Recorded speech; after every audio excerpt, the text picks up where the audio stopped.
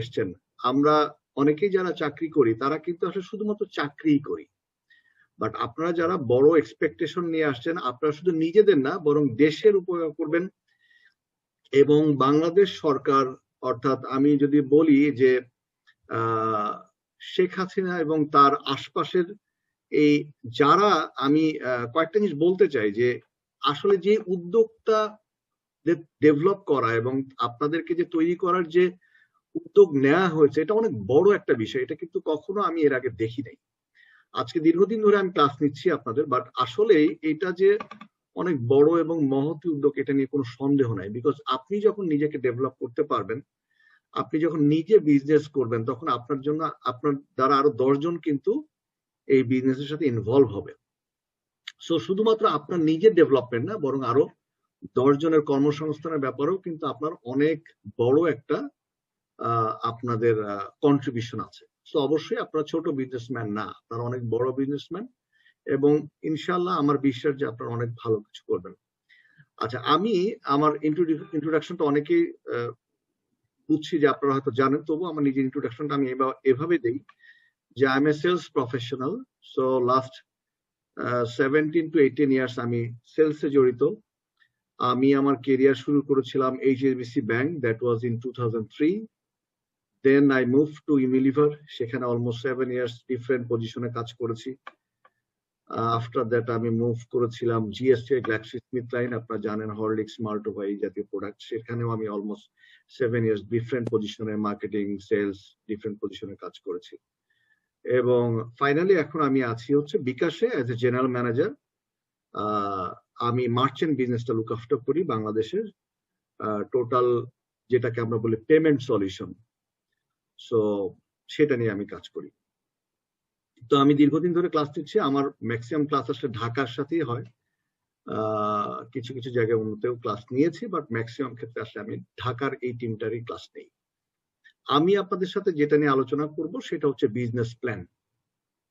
Business plan নিয়ে আলোচনা করব একদম শুরু থেকে শেষ পর্যন্ত। আমরা টোটাল আপনারা যে উদ্যোক্তা হিসাবে আপনারা যে বিজনেসটা শুরু করতে চাচ্ছেন, যে জন্য আমি আসলে আপনাদেরকে জিজ্ঞাসা করলাম যে কে কি করতে চান, কার ব্যাকগ্রাউন্ড কি, এটার উদ্দেশ্য ছিল যে আমরা যখন পড়বো তখন এটার এক্সাম্পল গুলো আপনাদের এক্সপেরিয়েন্স থেকে দেওয়ার চেষ্টা করব। অর্থাৎ আপনারা যে বিজনেস করতে চান, যাতে করে আপনাদের জন্য বুঝতে সহজ হয়, সাথে করে আমার যে এক্সপিরিয়েন্স আজকে 17-18 বছরের, সেগুলোতে কিছু আপনাদের কন্ট্রিবিউশন করে চেষ্টা করবো আপনারা যেন প্রপারলি বিজনেস প্ল্যানটা করতে পারেন। এবং বিজনেস প্ল্যান পড়ানোর শেষে আমরা একটা এক্সারসাইজ করব একদম হয়তোবা এই মাসের 14 তারিখের দিকে, যেখানে আমরা টোটাল যা শিখলাম সেটার ইমপ্লিমেন্ট করব। একটা বিজনেস প্ল্যান দাঁড় করাবো, যে আসলে আমরা যে কয়টা প্ল্যান পড়লাম, আর্থিক প্ল্যান অথবা কি বলে ফাইন্যান্সিয়ালের বাইরেও যে HR অন্যান্য যে প্ল্যান গুলো আমরা পড়বো, প্রোডাকশন প্ল্যান, প্রত্যেকটা জিনিসের একটা ইমপ্লিমেন্ট থাকবে। এবং ফাইনালি এটার ফাইন্যান্সিয়াল একটা অ্যানালাইসিস আমাদের কাছে আমরা প্রত্যেকে নিজের জন্য করব। সো ওইটাতে আপনাদের ফাইনালি সবকিছু ক্লিয়ার হয়ে যাবে আশা করছি, আর না হলে তো আমি আছি। আচ্ছা, আর ক্লাসের শুরুতে আমরা কিছু জিনিস সেট করে নেব। এক হচ্ছে যে আমরা অন টাইম ক্লাসে আসবো, বিকজ টাইম খুব ইম্পর্টেন্ট এবং আমার জন্য টাইম বের করাটাও একটু ডিফিকাল্ট। সো আমি খুব অল্প সময় ক্লাস নেই, এই আপনাদের সাথে আজকে 2 ঘন্টা ক্লাস নিব, কালকে আবার সন্ধ্যার পরে ক্লাস নিব, আর ফ্রাইডে স্যাটারডে কিছু ক্লাস নিব, বিকজ আমি আসলে সময় পাই কম। আমি জাস্ট একটু আগেই চিটাগং থেকে আসছি, হ্যাঁ, সো আধা ঘন্টা আগে।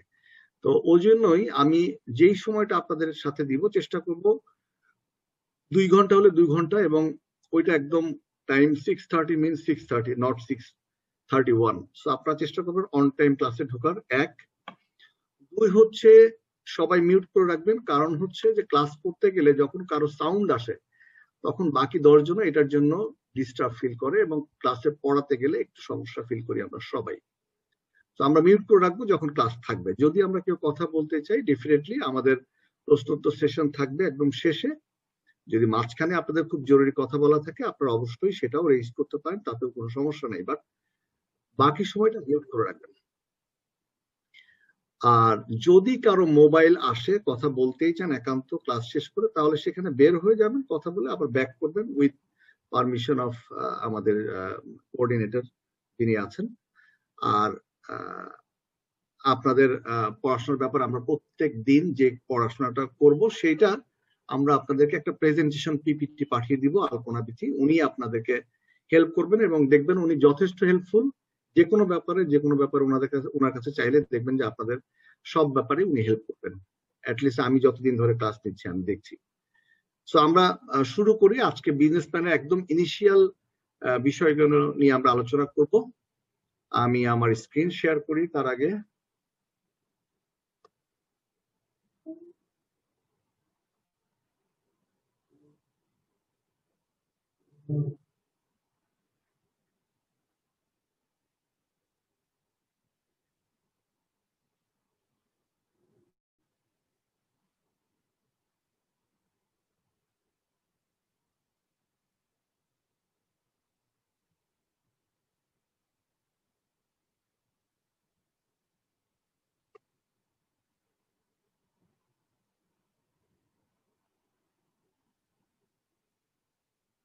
আমি একটু সময় নিচ্ছি।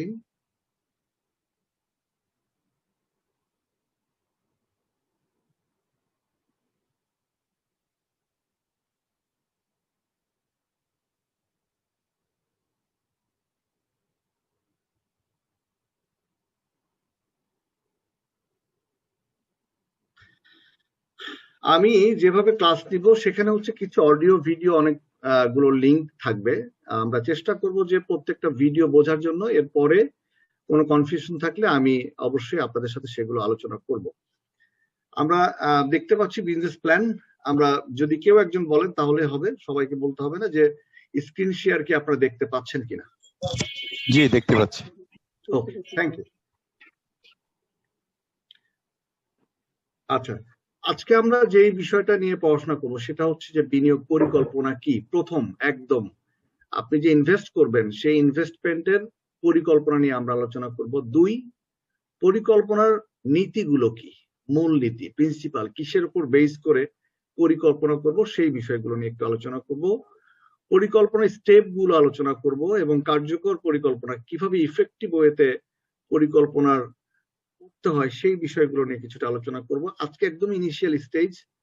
এরপরে এই পরিকল্পনার ডিটেইল আমরা বাই ডে ওয়াইজ আমরা অনেকগুলো প্ল্যান করব, সেগুলো আপনাদের সাথে আলোচনা করব। পরিকল্পনা কিভাবে করতে হয় এবং তার উপাদানগুলো কি কি সেগুলো নিয়ে আমরা কিছুটা আলোচনা করব। এরপর কি কি পরিকল্পনা করা উচিত সেটা নিয়ে কিছুটা কথা বলবো। পরিকল্পনার গুরুত্ব কি, কেন এটা ইম্পর্টেন্ট, পরিকল্পনা করাটা কেন জরুরি, এবং উদ্যোগ সংগঠন, আমরা যে উদ্যোক্তা হিসেবে কাজ করছি সেখানে সংগঠনের কি বিষয় আছে সেই বিষয়গুলো নিয়ে আমরা কিছুটা আলোচনা করব। So before starting this investment plan বা বিজনেস প্ল্যান, আমরা প্রথম একটা ভিডিও আপনাদেরকে দেখাবো, যেটা আমি ক্লাসের শুরুতে সবাইকে দেখাই। বিকজ আপনারা যারা বিজনেস করতে আসছেন আপনারা রেগুলার অনেকগুলো প্রবলেম ফেস করবেন। সেখানে খুব জরুরি হচ্ছে নিজেদের সেলফ মোটিভেশনটা টিকিয়ে রাখা। আপনি অনেক সমস্যার সম্মুখীন হবেন, কিন্তু ধরে নিতে হবে যে এই সমস্যার সমাধান আছে এবং কখনোই ডিমোটিভেটেড হওয়া যাবে না। সেজন্য আপনাদেরকে প্রথম যে ভিডিওটা দেখাবো সেটা হচ্ছে যে পৃথিবীর খুব পরিচিত একটি মুখ, জ্যাক মা। আপনারা নাম শুনেছেন আলিবাবা, সেটার প্রতিষ্ঠাতা, সেটার এন্টারপ্রেনিউর। সো আপনারা প্রত্যেকে নিজেরা এভাবে চিন্তা করবেন যাতে করে আপনারা প্রত্যেকে জ্যাকমা এবং জ্যাকমার চেয়ে বড় কিছু হতে পারেন সে ব্যাপারটা নিয়ে আপনারা মাথায় রাখবেন। এবং মোটিভেশনটা সবচেয়ে ইম্পর্টেন্ট। প্যাশন মানে উদ্যোক্তা হওয়ার জন্য সবচেয়ে জরুরি যে বিষয়গুলো তার মধ্যে একটা হচ্ছে প্যাশন। আপনার মধ্যে থাকতে হবে যে আপনি এটা পারবেনই পারবেন। Nothing is impossible, everything is possible for you. এবং আপনারা কখনো নিজেদেরকে ছোট কাজ ভাববেন না, মনে করবেন যে অনেক বড় ধরনের কাজ আপনারা করতে যাচ্ছেন। এটা অনেকের পক্ষে এই সাহসটাই নেই। তো চলুন আমরা একটা ভিডিও দেখে আমাদের ক্লাস স্টার্ট করি।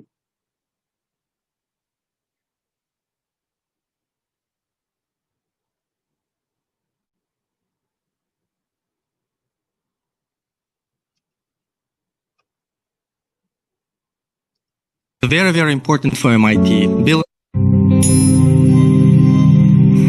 didn't have a rich father. I tried 3 times for university. All failed. I applied for Harvard for 10 times. All failed. They don't even want to see me. For the last time, I went to the Teachers College, which was considered the 3rd or 4th class of my city. So I applied jobs for 30 times, got rejected. It was so difficult at that time. I was so frustrated because I taught in the university. My pay was $10 a month because I could not find a good job. In 1994, discussed that I'm going to do something called internet. And 23 of them against it. They said, this is a stupid idea. We have never heard about internet. And you know nothing about computer. And I never thought I was smart. Nobody believed that I could be successful. Because everybody said, well, this guy think differently, think crazily. You know, they think about something that never worked. I tried to borrow $3,000 from the banks. It took me 3 months, but I still cannot get it. We talked to over 30 or 40 venture capitalists. Everybody said, no, forget it. A lot of people said Alibaba is a terrible model. As I said, I believe it. I think this thing could be big if we keep on working. I never thought it would be that big like today. But I believe that something is waiting for me there. And I have to work hard to prove myself. That was the tough experience. So we gathered $50,000 from 18 founders. We started. For the first 3 years, we did not have even $1 revenue from our business. It was not easy. You don't make any money.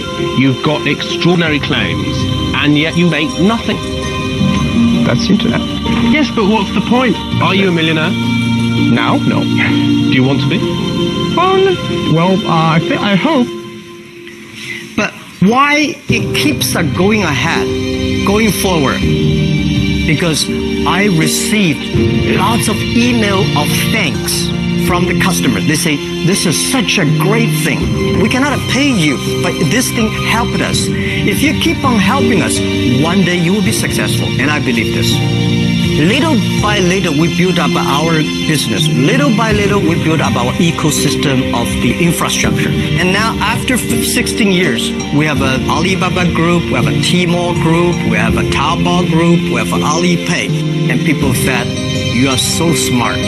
How could you make a company like that?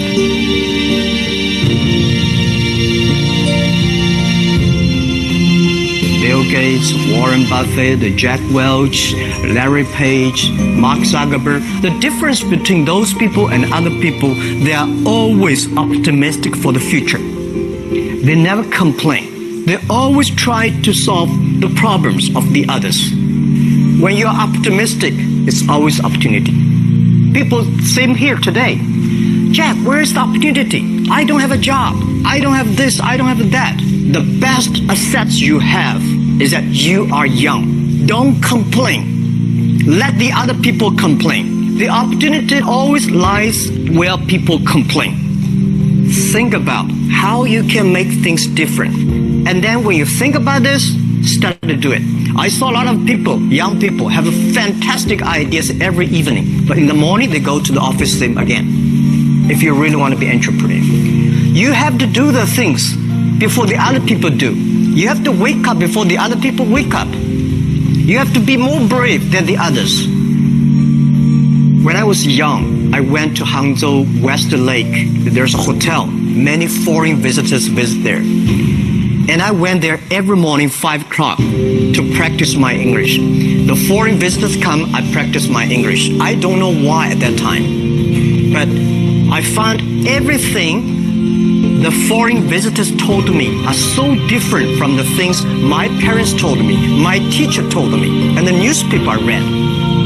So since then, I think everything use my own brain. Use your own brain to think.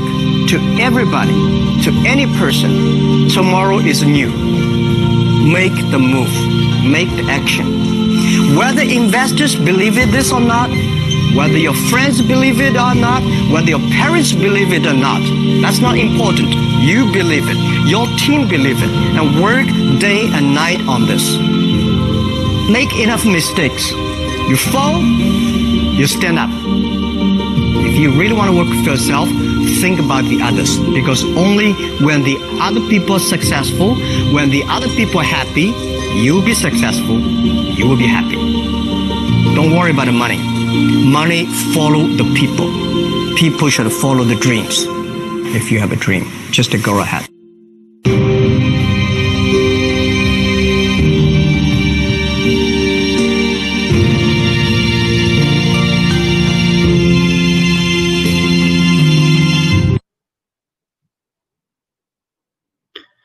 আমি জানি না আপনারা কতজন এই ভিডিওটা দেখেছেন অথবা কতজন মানে এই ধরনের বক্তব্য শুনেছেন আমি জানি না, বাট আমি অনেকের কথাই শুনি, আমি অনেকের ভিডিওই দেখি, অনেক মোটিভেশনাল কথাও শুনি। তো আমার কাছে যেটা মনে হয় যে আপনারা যারা উদ্যোক্তা হিসেবে আজকে এসছেন কাজ করার জন্য, নিজেদের বিজনেসকে ডেভেলপ করার জন্য, তাদের প্রত্যেকের যেটা সবচেয়ে জরুরি সেটা হচ্ছে প্যাশনেট হওয়া। আপনি যে কাজ করবেন সেটা আপনার নিজে চিন্তা করবেন, করার আগে চিন্তা করবেন। আপনি যে কাজ করতে চাইবেন সেটা আগে নিজে চিন্তা করবেন যে আসলে আমি এটা কিভাবে করব, কিভাবে করতে চাই। বাট দিন রাত কিন্তু প্রথমের দিকে পরিশ্রম করতে হবে আপনাদের। কোনো কিছু এত সহজ না, আবার এত কঠিনও না। সো ওই প্যাশনটুকু ধরে রাখতে যদি পারেন আপনারা প্রত্যেকে, আই বিলিভ যে আপনারা প্রত্যেকে অনেক বড় বড় বিজনেসম্যান হবেন, কোনো সন্দেহ নাই। বিকজ পরিশ্রম আপনাকে করতেই হবে দিন রাত ইনিশিয়াল স্টেজে, এরপরে আপনি হয়তো বিজনেসটা দাঁড় করাবেন। তো আপনাদের কারো কোনো বক্তব্য আছে কিনা এই ভিডিওটা দেখে, অথবা যদি কেউ না দেখে থাকেন সেক্ষেত্রে আপনারা বুঝেছেন কিনা যে উনি মাত্র $3000 লোন নিয়ে বিজনেস শুরু করেছেন। সো আপনাদের মধ্যে অনেকে বলছিলেন যে আপনারা এখনো ডিসাইড করেন না যে কি বিজনেস করবেন। Please decide. আপনি চিন্তা করেন, চিন্তা করে ডিসাইড করেন, আপনার ড্রিমটাকে আগে ঠিক করেন। আপনাদের মধ্যে অনেকে বলছিলেন যে আমার এই মুহূর্তে খুব কম টাকা বা টাকা খুব একটা নাই। ডাজন্ট ম্যাটার, টাকা থাকা ডাজন্ট ম্যাটার। ইম্পর্টেন্ট হচ্ছে প্ল্যান, ইম্পর্টেন্ট হচ্ছে ড্রিম, ইম্পর্টেন্ট হচ্ছে যে আপনি কিছু করতে চাওয়া। সো ওই মোটিভেশন নিজের মধ্যে রাখা এবং can do attitude is very important. আপনি আসলে করতে পারবেন, ওই অ্যাটিটিউড নিজের মধ্যে রাখতে হবে, থাকতে হবে নিজেকে। কেমন? আমরা তাহলে যদি কারো কিছু না বলার থাকে তাহলে আমরা প্রেজেন্টেশনে চলে যাই। যদি কেউ কিছু বলতে চান আমাকে বলতে পারেন, কোনো অসুবিধা নাই, আমরা আপনার কথা শুনবো। বিকজ আমরা শুধুমাত্র শুনবো না, আমরা আলোচনা করব। আমরা বিজনেস প্ল্যানটাকে প্রপারলি বোঝার চেষ্টা করব, নিজেদের বিজনেস প্ল্যান তৈরি করব, বিজনেসটা স্টার্ট করব এবং ডেফিনেটলি আমরা রেভিনিউ জেনারেট করব। সো সেই জন্য আমরা প্রচুর আলোচনা করব, ডিসকাস করব। কারো কোনো কনফিউশন থাকলে আমাকে জিজ্ঞাসা করবেন, আমি আমার সাধ্যমতো চেষ্টা করবো আপনাদেরকে জিনিসগুলো বুঝিয়ে বলার। স্যার জি ওয়ালাইকুম আসসালাম। স্যার জ্যাকমা আমি ভিডিও এটা কয়েকবারে দেখেছি এবং জ্যাকমার অনেকগুলো কথাই আমি মনে প্রাণে, কিন্তু এখানে স্যার একটা জিনিস সবচেয়ে বড় আমরা জানতে চাচ্ছি, আলোচনা করতে চাই, সেটা হচ্ছে স্যার লজ্জা এবং ভয়। এই সিদ্ধান্ত নিতে ভয় এবং লজ্জা যেটা জ্যাকমা উত্তরণ করতে পেরেছেন বলে আমি মনে করি উনি যে কোনো কিছুকে ফেস করাটা ওনার জন্য সহজ হয়েছে। আমাদের জন্য এই জায়গাটা খুবই কঠিন, এটা একটু স্যার আলোচনা। ওকে, সো আপনারা জ্যাকমার চেয়ে অনেক বড় বড় জ্যাকমা। সো ওই ওই ওই যে আপনারা অনেকে শুরু করেছিলেন যে আমি খুব ছোট বিজনেস করছি, এক ভাই বলছিলেন বিকাশের আমি এই বিজনেস করি, আমি খুব ছোট বিজনেস করি। বাট আমি মনে করি যে আপনারা ছোট বিজনেস করাটা ফ্যাক্টর না, কোনো কাজই ছোট না। আমরা এখনো আমাদের দেশের কনসেপ্ট অনুযায়ী আমরা এখনো অনেক কাজকে ছোট ভাবি, আসলে ছোট না, কোনো কাজই ছোট না। সো ওই চিন্তাটুকু মাথায় রাখতে হবে। হ্যাঁ, যে আপনি অনেক ছোট বিজনেস, আমি জানি না আপনারা ঢাকায় যারা আছেন, আমি মাঝে মাঝে ঘুরি বিজনেস দেখি, এই ছোট্ট একটা দোকান দিয়েছে, আপনারা খেয়াল করেছেন কিনা, বনানী 11 নম্বর রোডে ফুচকাওয়ালি। খেয়াল করবেন, যেহেতু বিজনেস করছেন বা বিজনেস করতে চাচ্ছেন, খেয়াল করবেন কোন দিকে দুনিয়া যাচ্ছে, বিজনেস কোন দিকে যাচ্ছে। ছোট্ট একটা দোকান দিয়ে আজকে সে এত পরিমাণ বিজনেস সে সাপ্লাই দিতে পারে না, একটা সময় তাকে দোকান বন্ধ করতে। সো এরকম ছোট ছোট বিষয় চিন্তা করেন। হ্যাঁ, সো কোনো কিছুই ছোট না যদি আপনি প্রপারলি প্ল্যান করে করতে পারেন। চলুন আমরা আলোচনায় যাই। আমরা ডেফিনেটলি অনেক বিষয় নিয়ে আলোচনা করব। আমরা প্রত্যেকের যা যা চিন্তা ভাবনা, তার আগে আমরা একটু ছোট ছোট বিষয়গুলো একটু পড়াশোনা করে নিব। আমরা বোঝার চেষ্টা করব ডেফিনেশন কি, কারণ আপনাকে বিজনেস করতে হলে নিজেকে জানতে হবে, একইভাবে আপনার ট্রেনিং গুলো নিয়ে ওখান থেকে আবার আরো 10 জনকে আপনাকে শেখাতে হবে যারা আপনার টিমে কাজ করবে। So you are the CEO, you are the entrepreneur, you are the head of business, whatever you can say. So আমরা আসি বিনিয়োগ পরিকল্পনা, যেটা আমরা বলছিলাম যে বিনিয়োগ পরিকল্পনা কি। এটা হচ্ছে what, how, who, when, where, why, এই কয়েকটা কোশ্চেনে যদি আপনি অ্যান্সার চিন্তা করেন যে আপনি আপনার ব্যবসায় লক্ষ্য কি, আপনি কেন বিজনেস করতে চাচ্ছেন, আপনি কিভাবে করতে চাচ্ছেন, কৌশল কি, স্ট্র্যাটেজি কি, কি বিজনেস করতে চাচ্ছেন, কখন করতে চাচ্ছেন, সময় কত দিনের মধ্যে করতে চান, বিজনেসটাকে কত দিনের মধ্যে দাঁড় করাতে চান, কোথায় বিজনেস করতে চান, ঢাকা, চিটাগং, দেশের বাইরে, হ্যাঁ, অথবা 64 জেলায়, এবং কেন করতে চান, কেন বিজনেস করতে চান, এই যে বিষয়গুলোর প্রশ্নের উত্তর, এটা আপনাকে নিজেকে বের করতে হবে এবং এই প্রশ্নের উত্তরটাই হচ্ছে বিনিয়োগ পরিকল্পনায় থাকবে। অর্থাৎ আপনি কেন বিনিয়োগ করছেন, কি লক্ষ্য, কি স্ট্র্যাটেজি, কোথা থেকে টাকা আসবে, এটা কি নিজের টাকা নাকি লোন করা টাকা, প্রোডাকশন করলে যদি ফ্যাক্টরি দেন তাহলে ফ্যাক্টরিতে কি প্রোডাকশন হবে, কিভাবে সেলস এর কাজ করবে, কিভাবে মার্কেটিং এর কাজ করবে, কিভাবে পাবলিসিটি হবে, এটা কি অ্যাডভার্টাইজমেন্ট শুধু টেলিভিশনে হবে নাকি এটা পেপার পত্রিকার মাধ্যমে হবে, নাকি লিফলেটের মাধ্যমে হবে, নাকি ডিজিটাল মার্কেটিং হবে ফেসবুকের মাধ্যমে। সো এই বিষয়গুলো যখন একটা পরিকল্পনায় থাকবে সেটাকে আমরা বলছি একটা বিনিয়োগ পরিকল্পনা। সো পরিকল্পনা হচ্ছে কি, পরিকল্পনা হচ্ছে কি করতে হবে, কিভাবে করবেন, কখন করবেন, সবকিছুই পরিকল্পনা কিন্তু ভবিষ্যতের জন্য করা। অর্থাৎ আজকে 7 তারিখে বসে আপনি ডিসাইড করবেন আগামী বছর আপনি কি কাজ করতে চান, দ্যাট ইজ কল প্ল্যান। এবং ম্যানেজমেন্টের 4টা জিনিস খুব ইম্পর্টেন্ট, মাথায় রাখবেন: প্ল্যানিং, অর্গানাইজিং, ডিরেক্টিং, কন্ট্রোলিং। প্রথমে প্ল্যান করতে হবে, সেটাকে অর্গানাইজ করতে হবে যে কিভাবে এই প্ল্যানটাকে এক্সিকিউট করতে পারবেন, তার জন্য একটা অর্গানাইজেশন লাগবে।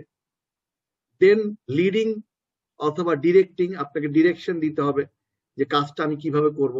এবং ফাইনালি হচ্ছে কন্ট্রোলিং, আপনি যা পরিকল্পনা করলেন সেই পরিকল্পনার এগেইনস্টে কতটুকু বাস্তবায়ন হলো, কত কম হলো কিংবা কত বেশি হলো, ওই বিষয়গুলো কিন্তু পরিকল্পনার মধ্যে আসতে হবে।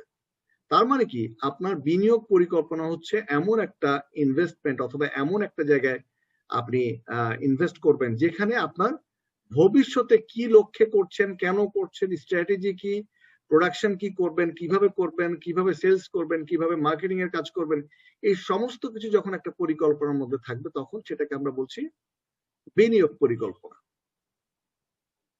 আসেন বিনিয়োগ পরিকল্পনার ছোট্ট ভিডিও আমরা দেখে পরে আমরা অ্যানালিসিসে আসছি। আজকে কিন্তু আপনাদেরকে সমস্ত বেসিক জিনিসগুলো আমি বোঝানো, আমরা ডিপে ঢুকবো। সো আজকে হয়তো অনেক কিছু মনে করবেন যে আমি তো হয়তো এটা বুঝলাম না, আরো ডিটেল। হ্যাঁ, প্রত্যেকটা ডিটেলে আমরা যাব। আপনাদের দেখবেন যে সাবজেক্টের আজকে থেকে শুরু করে আগামী 14 তারিখ পর্যন্ত আমি আপনাদের ক্লাস নিব, আগামী 14 তারিখ পর্যন্ত, এবং একদম বিজনেস প্ল্যানের শুরু থেকে শেষ পর্যন্ত পুরো বিষয়টা কিন্তু আমি আপনাদের ক্লাস নিব।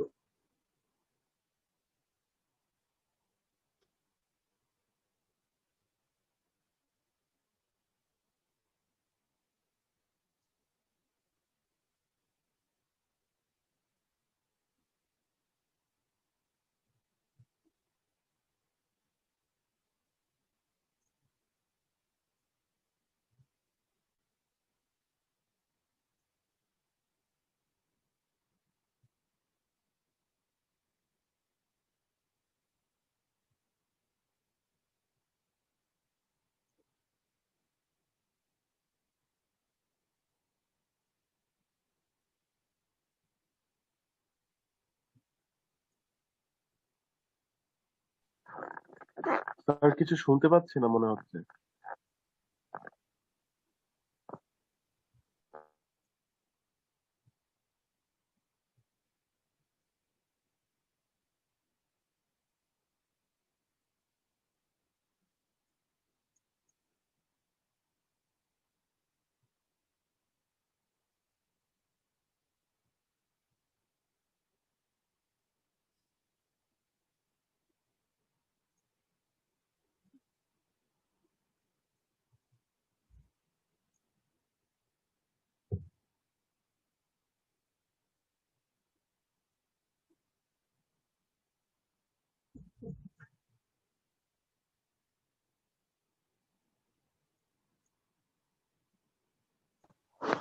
স্যার শুনতে পাচ্ছেন?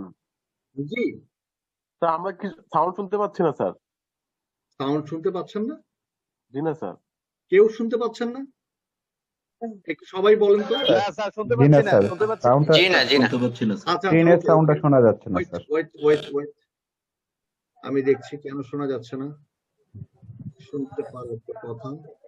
আচ্ছা, এখানে মিউট করা কার? কেউ একজন মিউট করা আমি দেখতে পাচ্ছি। Wait,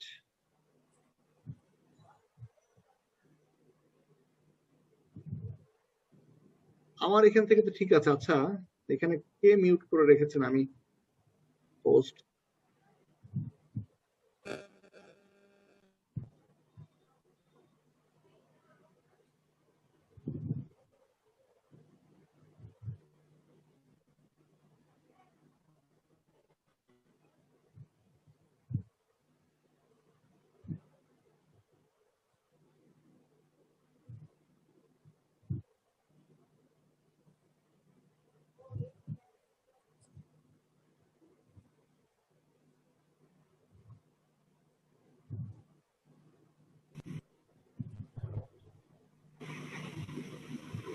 But an investment plan seems like rocket science to many people. However, শুনতে পাচ্ছি। শুনতে পাচ্ছি স্যার, পাচ্ছিলেন স্যার? পাচ্ছেন? জি স্যার, পাচ্ছিলেন sir. first you need to calculate okay sir. এখন শোনা যাচ্ছে, right? G sir, G sir. G sir. Okay. your total income per month, which may include, say, your salary and the rent from some property you own. By adding them both, you'll be certain of your total monthly income. Second, calculate your monthly expenses by making a list of items you require every month. These may include your groceries, utility bills, your child's school fee, etc. Subtracting your total monthly expense from your monthly income will tell you how much excess money you earn every month, which can also be turned into your personal savings. The term personal savings usually reminds us of our dreams that we can achieve if only we had enough money. It may be a new car, a new house, a trip to your favorite holiday spot, and the list goes on and on. Suffice to say that dreams have no limits. Nevertheless, there are certain basic goals which are dreamed of by almost everyone. These goals are also promoted internationally as the most common savings goals of every person's life. These include saving for emergencies, children's education, a blissful retirement, and general needs that one comes across during the course of life. Let's find out more about these savings goals and how one can achieve them. It is said that life's what happens to us when we're busy planning for something else. We can come across emergencies at any point in our lives. Therefore, it's important that we save some amount of money for them. The basic rules of emergency savings are: these savings should be equivalent to 3 months of your total income. Savings should be kept in a current account and an investment scheme separately. 70% of your savings should be invested in a money market fund and 30% in your current account. This distribution of your emergency savings is to ensure that most of this money earns you a healthy profit through the investment scheme until you feel the need to use it. And some of it also remains readily accessible with the help of a current account. Parenting is one of the toughest jobs in the world, and it keeps us so busy that we often wake up to our kids all grown up and ready for college. It's only wise to start saving money for them while they're still in their cradle. Investing this monthly saving in a children's saving plan helps exponentially in the long run. For example, if you invest 3,500 rupees on a monthly basis during the initial 18 years of your child's life, and assuming the scheme provides a consistent return of 12% during this period, then you'd have more than 2.4 million rupees to put your kid through a respectable college by the time he's ready. Life seems like a happy trip, as long as we're earning money and bearing all expenses with ease. But what will happen once we retire? The more we save today while we're earning money, the less troubles we'd face when we aren't. Investing always proves to be magical, especially when it's given a large amount of time to grow. consider investing 4,000 rupees every month in a retirement savings fund, which gives a consistent return of 12% for 25 years during the span of your career. In such a case, you'll have more than 6.7 million rupees by the time you retire to ensure that your life remains carefree and delightful. Being happy often depends on things we achieve during our life's journey. Some of these basic achievements come at certain intervals, as they usually cost a fortune. In order to ensure that you don't have to wait really long to achieve goals like a new car or a new home, categorize these goals as short-term, medium-term and long-term, and invest accordingly. Calculating and working for an investment plan may seem tiring at this moment, but your consistent little efforts can ensure that you steer through life without any hassle.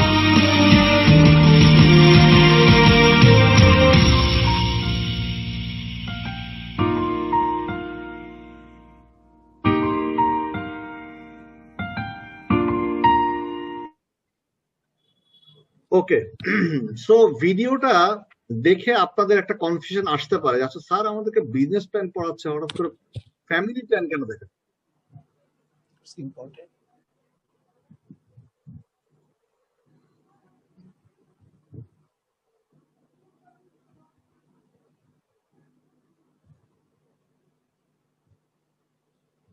আপনাদের মনে এই প্রশ্ন আসছে যে আসলে sir business plan পড়াতে যেটা কি দেখাচ্ছে আমাদেরকে, প্রশ্ন আসতেই পারে কিন্তু। আচ্ছা, investment plan is all about a family. আপনার বিজনেস যখন করবেন, it's a kind of your family. আপনি যখন একটা বিজনেসের প্ল্যান করবেন তখন you are the CEO, you are the MD, you are the entrepreneur. So আপনাকে কিন্তু বিজনেসের প্ল্যান করার সময় এভাবে চিন্তা করতে হবে।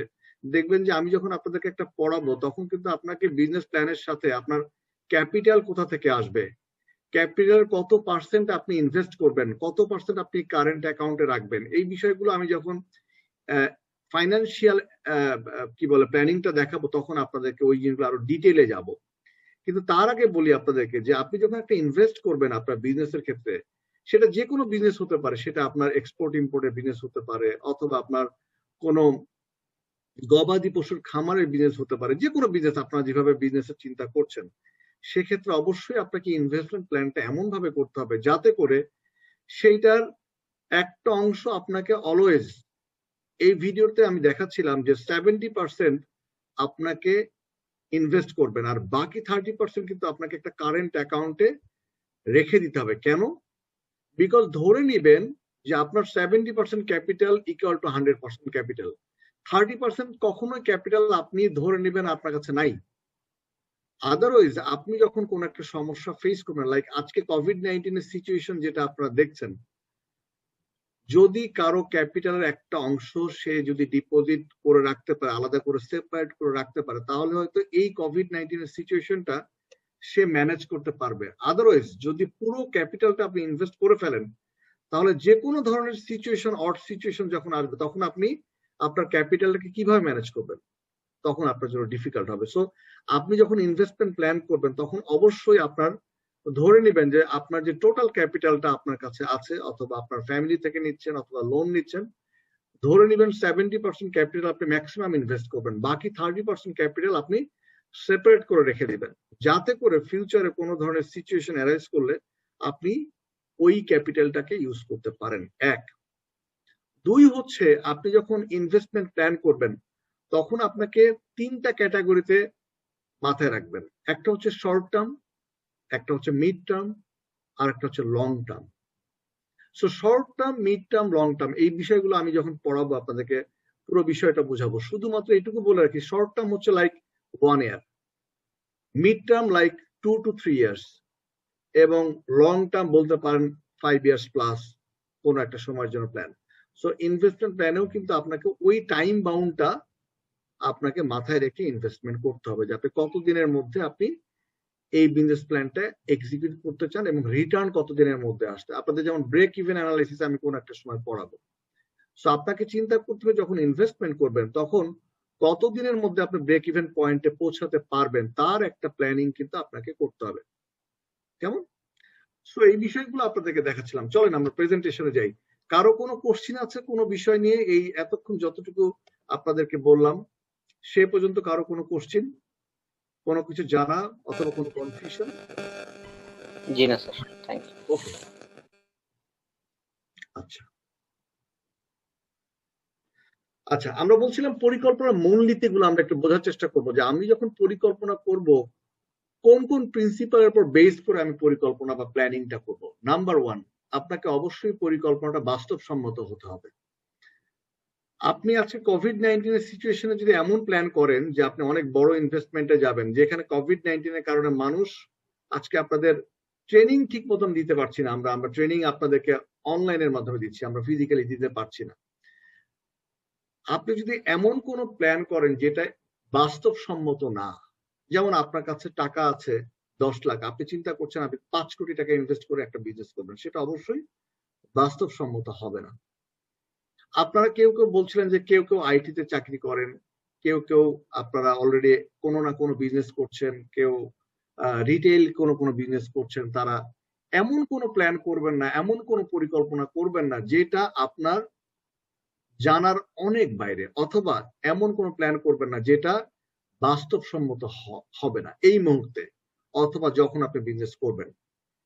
এখন এখানে বাস্তবসম্মত কোন কোন বিষয়গুলো চিন্তা করতে হবে, সেটা অবশ্যই মানুষ, অর্থ এবং বস্তু, এই তিনটা বিষয় নিয়ে চিন্তা করবেন। যেমন আপনি এখন যে বিজনেসটা করছেন সেটার জন্য হয়তোবা 5 জন থেকে 10 জন লোক লাগবে। এখন আপনি এমন একটা প্ল্যান করছেন যেটা 100 জন মানুষ আপনি একবারে রিক্রুট করতে চান, সেটা বাস্তবসম্মত হবে না। আপনাকে বিজনেসটাকে আস্তে আস্তে চিন্তা করে উঠাতে হবে। 2, আপনার যে কথা বলছিলাম যে আপনার 10 লাখ টাকা ক্যাপিটাল আছে, আপনি মনে করছেন 5 কোটি টাকা দিয়ে বিজনেস করবেন, সেটা বাস্তবসম্মত কোনো প্ল্যান হবে না। সো ওই বিষয়গুলো আপনাকে মাথায় রাখতে হবে। 2 নম্বর, পরিকল্পনা চাহিদার ভিত্তিতে করতে হবে। আমি আপনাদেরকে পড়াবো একটা সময়, দেখবেন যে ডিমান্ড ফোরকাস্টিং অথবা আপনাদেরকে যে প্রোডাক্টটা আপনি তৈরি করতে চাচ্ছেন সেটার আসলে একটা সার্ভে করে দেখতে হবে যে এটা মার্কেটের ডিমান্ড কেমন। আপনি এমন কোন প্রোডাক্ট তৈরি করবেন না যেটা মার্কেটে ডিমান্ড কতটুকু আপনি জানেন না, অথবা ডিমান্ড আছে কিনা তা জাস্টিফাই না করেই আপনি একটা প্রোডাক্ট তৈরি করতে যাচ্ছেন। কিছুদিন আগে আমি আরেকটা টিমকে পড়াচ্ছিলাম যখন, তখন দেখছিলাম যে তারা প্ল্যান করছিল একজন যে ফ্রেশ ফ্রুট জুসের ফ্যাক্টরি করতে চান, যেটা বাংলাদেশে অ্যাভেলেবেল না।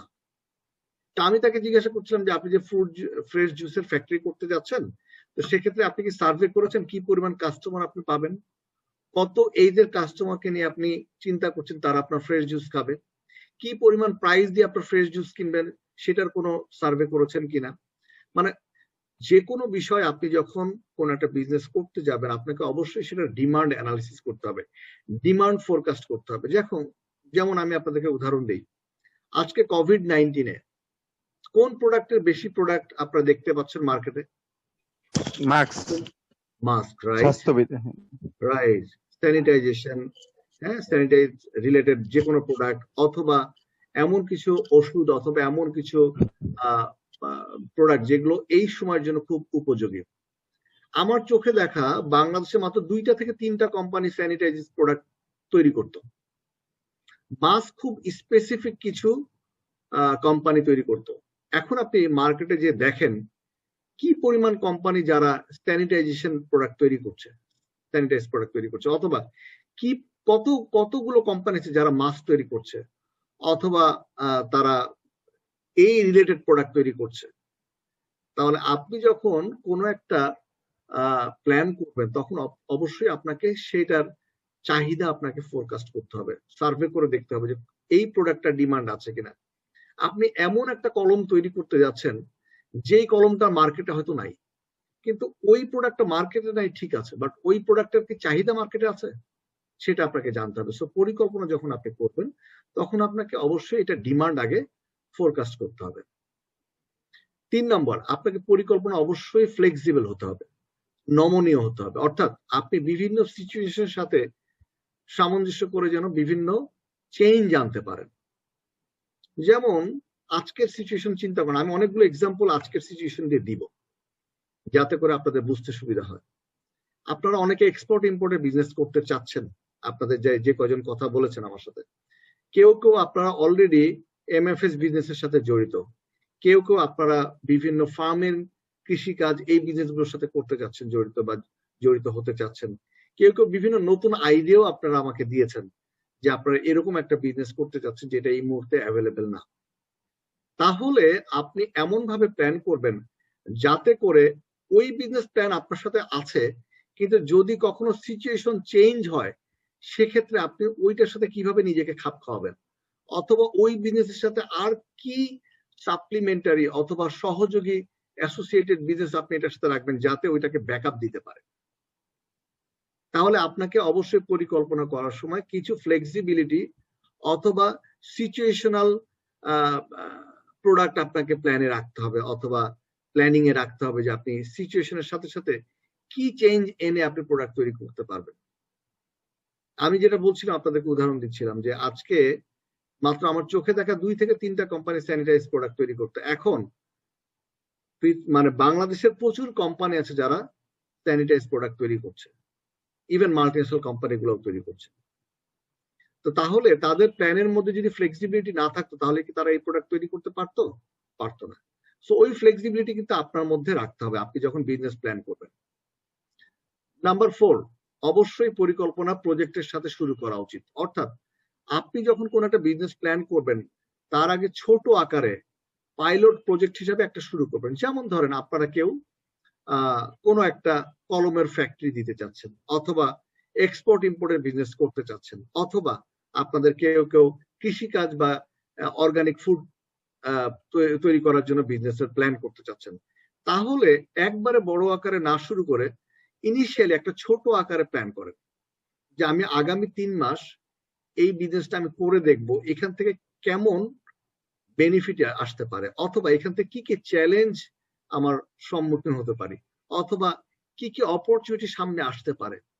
যখন আপনি ছোট আকারে একটা পাইলট প্রজেক্ট হিসেবে শুরু করবেন ওখান থেকে কিন্তু অনেক লার্নিং আসবে, অনেক কি বলে সামনে আপনার সিচুয়েশন এমন আসবে যে ওই জায়গাগুলোতে আপনাকে ডিসিশন নিতে হবে, ডিফিকাল্ট সিচুয়েশনের সম্মুখীন হতে পারেন। তো ওই জায়গাগুলোতে কিন্তু আপনাকে আমরা সাজেস্ট করবো যে কোনো বড় পরিকল্পনা করার আগে একটা ছোট আকারে পাইলট প্রজেক্ট শুরু করে দিয়ে ওখান থেকে লার্নিং নিয়ে নেক্সট স্টেপে আপনাকে যেতে হবে। তাহলে পরিকল্পনা যে 4টা মূলনীতি আমরা পড়লাম সেটা হচ্ছে যে একটা অবশ্যই বাস্তবসম্মত হওয়া উচিত। 2 নম্বর আমরা জানলাম যে পরিকল্পনা ডিমান্ড আগে ফোরকাস্ট করতে হবে, আমি যে প্রোডাক্টটা তৈরি করব অথবা সেলস এর জন্য অথবা মার্কেটিং এর জন্য রেডি করব। 3 নম্বর অবশ্যই আমার প্ল্যানের মধ্যে ফ্লেক্সিবিলিটি থাকতে হবে যাতে করে কোনো চেঞ্জ আসলে সেটার সাথে নিজেকে খাপ খাওয়াতে পারি। নাম্বার 4, আমি যখন পরিকল্পনা করব সেটা একটা ফাইনাল বিজনেস প্ল্যানের আগে একটা পাইলট প্রজেক্ট হিসেবে আমরা যেন কাজটা শুরু করে দেখি যে ওখান থেকে কি কি লার্নিং আছে।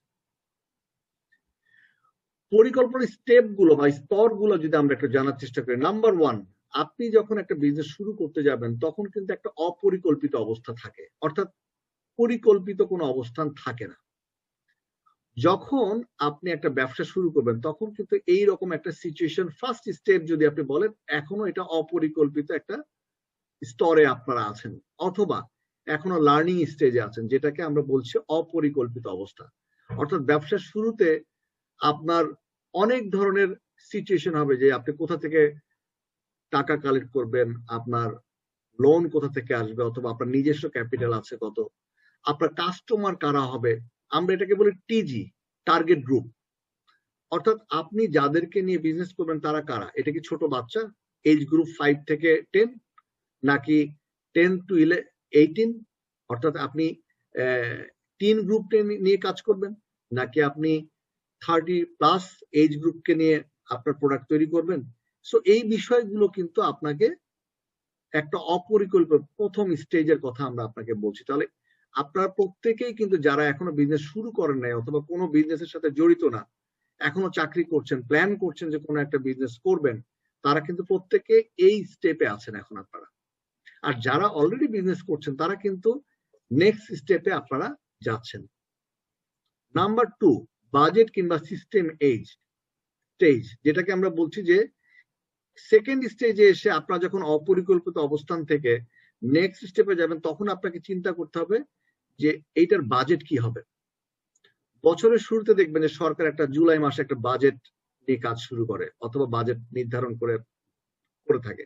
এখানে কি থাকে, টোটাল বছরের ইনকাম এক্সপেন্স সব বিষয়গুলো এখানে থাকে। তাহলে আপনাকেও যখন আপনি একটা বিজনেস শুরু করবেন আপনাকে একটা বাজেট নির্ধারণ করতে হবে, অর্থাৎ এই বিজনেসের জন্য কি পরিমাণ ক্যাপিটাল লাগবে, এখানে কোন কোন ইনকামের খাতগুলো আছে, কোন কোন এক্সপেন্সের খাতগুলো আছে, সেগুলো কিন্তু আপনাকে সেকেন্ড স্টেজে এসে নির্ধারণ করতে হবে প্ল্যানিং এর মধ্যে।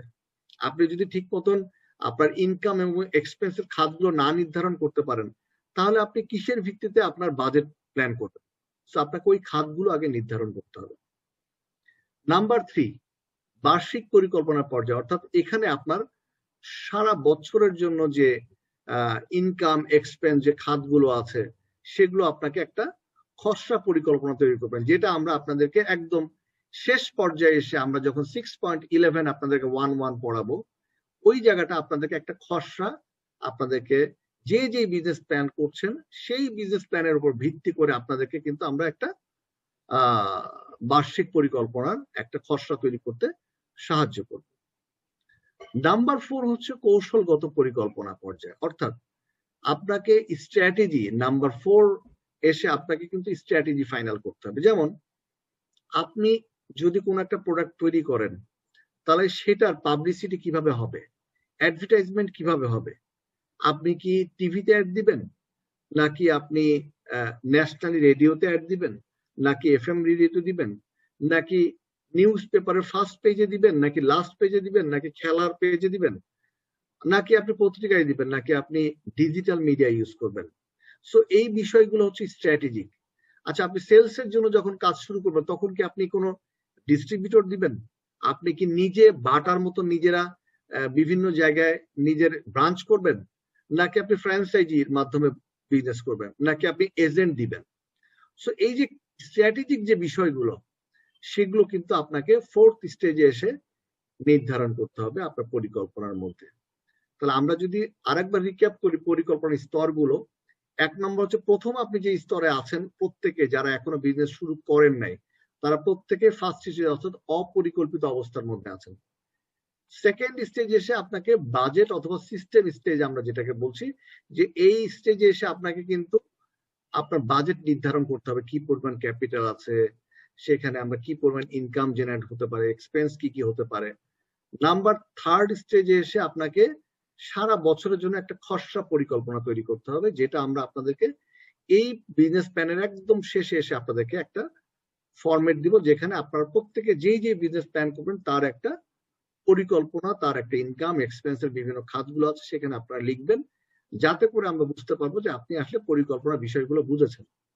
এবং নাম্বার 4 এ এসে আপনাকে স্ট্র্যাটেজিক কিছু ডিসিশন নিতে হবে, অর্থাৎ আপনি ব্যবসাটাকে স্বল্প মেয়াদী করেন আর দীর্ঘমেয়াদী করেন, যেভাবেই করেন না কেন সেখানে আপনার স্ট্র্যাটেজি কি হবে, শর্ট টার্ম, লং টার্ম, অথবা আপনি অ্যাডভার্টাইজমেন্ট কিভাবে করবেন, অথবা আপনি কিভাবে সেলস এর স্ট্র্যাটেজি গুলো ঠিক করবেন, কিভাবে মার্কেট পেনিট্রেশন স্ট্র্যাটেজি কি হবে, এই সমস্ত বিষয়গুলো কিন্তু আমরা নাম্বার 4 এ এসে প্ল্যানিং এর মধ্যে রাখবো।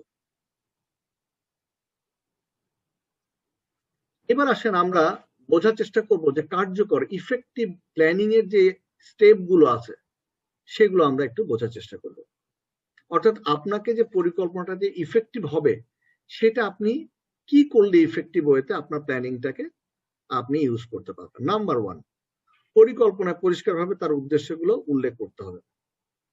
অর্থাৎ আপনি যে লক্ষ্য বা উদ্দেশ্য নিয়ে আজকে বিজনেস করতে যাচ্ছেন সেটা কি, এক্সপোর্ট, ইম্পোর্ট, নাকি আপনি কোনো ফার্ম করতে চাচ্ছেন, নাকি আপনি কি বলে ডিস্ট্রিবিউশন বিজনেস করতে চাচ্ছেন, অথবা আপনি কি বলে বিভিন্ন প্রোডাকশনে যেতে চাচ্ছেন, কলম তৈরি করছেন। সো আপনার যে উদ্দেশ্য সেই উদ্দেশ্যগুলো আপনাকে অবশ্যই প্ল্যানিং এ পরিষ্কারভাবে উল্লেখ করতে হবে, লিখিত থাকতে হবে। নাম্বার 2, পরিকল্পনায় অবশ্যই পরিমাণ, গুণগত মান, সময়, ব্যয়, শর্তাদি উদ্দেশ্যগুলো অর্জন করার জন্য সন্তোষজনক ব্যবস্থা নেওয়া উচিত। অর্থাৎ আপনি যখন পরিকল্পনা করবেন তখন অবশ্যই কি প্রোডাক্ট, কি কোয়ালিটির হবে, কত দিনের মধ্যে আপনি এটা করতে চান, এবং বিভিন্ন যে কন্ডিশন গুলো আছে সেই উদ্দেশ্য অর্জনের জন্য সেগুলো আপনাকে এগুলো খুব ক্লিয়ার ভাবে লিখে রাখতে হবে। নাম্বার 3 হচ্ছে পরিকল্পনা নীতিমালা যেগুলো থাকবে সেগুলো যেন অবশ্যই মানুষকে গাইড করে। অর্থাৎ আপনি বিভিন্ন কোম্পানিতে যারা অলরেডি কাজ করছেন দেখবেন যে তাদের কিছু গাইডলাইন HR থেকে দিয়ে দেয় যে আপনার কি করা উচিত। তাহলে আপনিও যখন পরিকল্পনা করবেন সেই নীতিমালাতে আপনাকে অবশ্যই কিছু গাইডলাইন থাকতে হবে যে আমরা সেলস স্ট্র্যাটেজিটা কিভাবে হতে পারে, মার্কেটিং স্ট্র্যাটেজিটা কিভাবে হবে, সেই উদ্দেশ্যগুলো অর্জনের জন্য আপনাকে স্পেসিফিকলি কিছু গাইডলাইন আপনাকে এখানে রাখতে হবে। নাম্বার 4, আপনাকে কোন ইউনিট কোন কাজ করবে। যেমন আপনি যদি কোন একটা কোম্পানিতে দেখেন সেখানে HR ডিপার্টমেন্ট থাকে, সেলস ডিপার্টমেন্ট থাকে, ফাইন্যান্সিয়াল ডিপার্টমেন্ট থাকে, কমার্শিয়াল ডিপার্টমেন্ট থাকে, মার্কেটিং ডিপার্টমেন্ট থাকে। সো প্রত্যেকটা ডিপার্টমেন্টের কিন্তু স্পেসিফিক কাজ থাকে। তাহলে আপনি যখন একটা বিজনেস প্ল্যান করবেন, একটা বিনিয়োগ প্ল্যান করবেন অথবা একটা বিজনেস দাঁড় করাবেন, বিইং এ উদ্যোক্তা, বিইং এ এন্টারপ্রেনার, আপনাকে কিন্তু ডিপার্টমেন্ট গুলো ভাগ করে ফেলতে হবে যে কার কাজ কোনটা। সেলস এর কাজ কি হবে, মার্কেটিং এর কাজ কি হবে, HR এর কি কাজ হবে, ফাইন্যান্সের কি। প্রত্যেকের কিন্তু স্পেসিফিক ইউনিট অনুযায়ী কাজের ডিরেকশন থাকবে। নাম্বার 5, পরিকল্পনা প্রত্যেকটা কাজের একটা সময় নির্দেশ করে দিতে হবে। অর্থাৎ আপনি যদি বলে দেন যে আগামী এতদিনের মধ্যে এই কাজটা সম্পন্ন করতে হবে, তাহলে এক ধরনের কাজ হবে। আর আপনি যদি সময় নির্ধারণ না করে দেন তাহলে এই কাজটা কবে শেষ হবে কেউ কিন্তু জানে না। তার মানে যেমন আমরা যখন এই বিভিন্ন কোম্পানির সেলস প্ল্যান করি তখন কিন্তু বলে দিই যে আগামী 1 বছরে এত বিজনেস করতে হবে, এত বিক্রি করতে হবে, এবং সেই বিক্রিটাকে আমরা আবার মান্থলি ভাগ করি, ডেইলি ভাগ করি, যাতে করে ওই নির্দেশনাগুলো থাকে যে আমার যদি বছরে 1200 ইউনিট বিক্রি করতে হয় তাহলে মাসে 100 ইউনিট বিক্রি করতে হবে। মাসে 100 ইউনিট বিক্রি করতে হলে পার ডে 25টা যদি ওয়ার্কিং ডে হয় তাহলে মাসে পার ডে 4 ইউনিট করে বিক্রি করতে হবে। এই যে প্ল্যানিং গুলা আপনাকে একটা স্পেসিফিক টাইমের মধ্যে সবাইকে রাখতে হবে। আপনি যদি HR পলিসির মধ্যে বলেন আপনাকে রিক্রুটমেন্টের জন্য একটা টাইম দিতে হবে যে মিনিমাম কোন একটা রিক্রুটমেন্টের জন্য 1 মাসের মধ্যে রিক্রুটমেন্ট করতে হবে অথবা 2 মাসের মধ্যে। তার মানে প্রত্যেকটা কাজের জন্য একটা সময় নির্ধারণ আপনাকে করে দিতে হবে বিইং এ উদ্যোক্তা। নাম্বার 6, পরিকল্পনার জন্য প্রয়োজনীয় খরচ এবং সম্পদ নির্দিষ্ট করে দিতে হবে। প্রত্যেকের কিন্তু একটা বাজেট অ্যালোকেশন থাকবে যে HR ডিপার্টমেন্টের জন্য এত বাজেট, ফাইন্যান্সিয়াল প্ল্যানিং এর জন্য এত বাজেট, অথবা সেলস এর জন্য এত বাজেট, মার্কেটিং এর অ্যাডভার্টাইজমেন্টের জন্য এত বাজেট। সো যখন প্রত্যেকটা খাত ওয়াইজ আপনি সম্পদের এবং প্রয়োজনীয় খরচগুলো নির্দিষ্ট করে দিবেন দেখবেন যে ওই বছরের বাজেটের মধ্যেই প্রত্যেককে ম্যানেজ করতে হবে। আমরা যারা এই বিজনেস প্ল্যান গুলো করি বিভিন্ন অর্গানাইজেশন যখন আমরা কাজ করে আসছি তখন আমরা কিন্তু বছরে একটা ইয়ারলি বাজেট প্ল্যান থাকে, প্রত্যেকটা ডিপার্টমেন্ট ওয়াইজ থাকে যে সেলস ডিপার্টমেন্টের জন্য এই বছরের বাজেট এত, তার আগে প্ল্যান গুলো করে নিতে হয় যে কোন কোন ইনকাম এবং এক্সপেন্স যে খাতগুলো আছে সেগুলোকে ফাইনাল করতে হয়। সো এভাবে প্রত্যেকটার কিন্তু একটা বাজেট থাকবে। সো আপনিও যখন উদ্যোক্তা হিসাবে প্ল্যান করবেন তখন আপনাকেও কিন্তু প্রয়োজনীয় খরচ এবং সম্পদগুলো নির্দিষ্ট করে দিতে হবে বাই ডিপার্টমেন্ট, যাতে তাদের একটা বাজেট তারা জানতে পারে যে এই বছরে আমার এত বাজেট আছে, এর মধ্যে আমার খরচগুলো করতে হবে। এবং ফাইনাল আমরা বলছি যে পরিকল্পনার 7 নম্বর বা 8 নম্বর আমরা বলছি যে স্টেপ হচ্ছে পরিকল্পনার উদ্দেশ্য সাধনের জন্য দায়ী কর্মকর্তা কে হবে। শুধুমাত্র আপনি খরচ এবং সবকিছু নির্ধারণ করে দিলে কিন্তু আপনি যদি রেসপন্সিবল পার্সনকে আইডেন্টিফাই না করে দেন যে কার দায়িত্ব কোনটা, দেখবেন যে প্রত্যেকটা ডিপার্টমেন্ট একজন হেড থাকে, ওই হেডের রেসপন্সিবিলিটি কিন্তু ওই ডিপার্টমেন্টের টোটাল বাজেটটাকে ম্যানেজ করা। তার মানে আপনার সেলস ডিপার্টমেন্টের জন্য একজন হেড থাকবে যিনি ওই সেলস ডিপার্টমেন্টের বাজেটটাকে উনি ম্যানেজ করবেন। কমার্শিয়াল ডিপার্টমেন্ট অথবা ফাইন্যান্সিয়াল ডিপার্টমেন্টের যিনি হেড তাকে সারা বছরের টোটাল যে এক্সপেন্স এবং ইনকাম হবে তার একটা বাজেট কিন্তু তাকে করতে হয় টোটাল কোম্পানির। তো তাকে সেই বাজেটের মধ্যে কিন্তু নির্ধারণ করে দেয়। এভাবে প্রত্যেকটা কোম্পানি দেখবেন যে ডিপার্টমেন্ট ওয়াইজ একজন রেসপন্সিবল পার্সন আছে, তাকে সেই দায়িত্বটা দিতে হবে। এবং আপনিও উদ্যোক্তা হিসাবে আপনি যখন প্ল্যান করবেন তখন এই নির্ধারিত যে ব্যক্তি যাকে যে রেসপন্সিবিলিটি দিবেন তাকে কিন্তু ওই বাজেটের দায়িত্ব তাকে দিতে হবে। এখন আসেন আমরা পরিকল্পনা যখন আমরা করব তখন কিছু উপাদান আছে যেগুলো আমাদেরকে মাথায় রাখতে হবে। যেমন নাম্বার 1 সোট।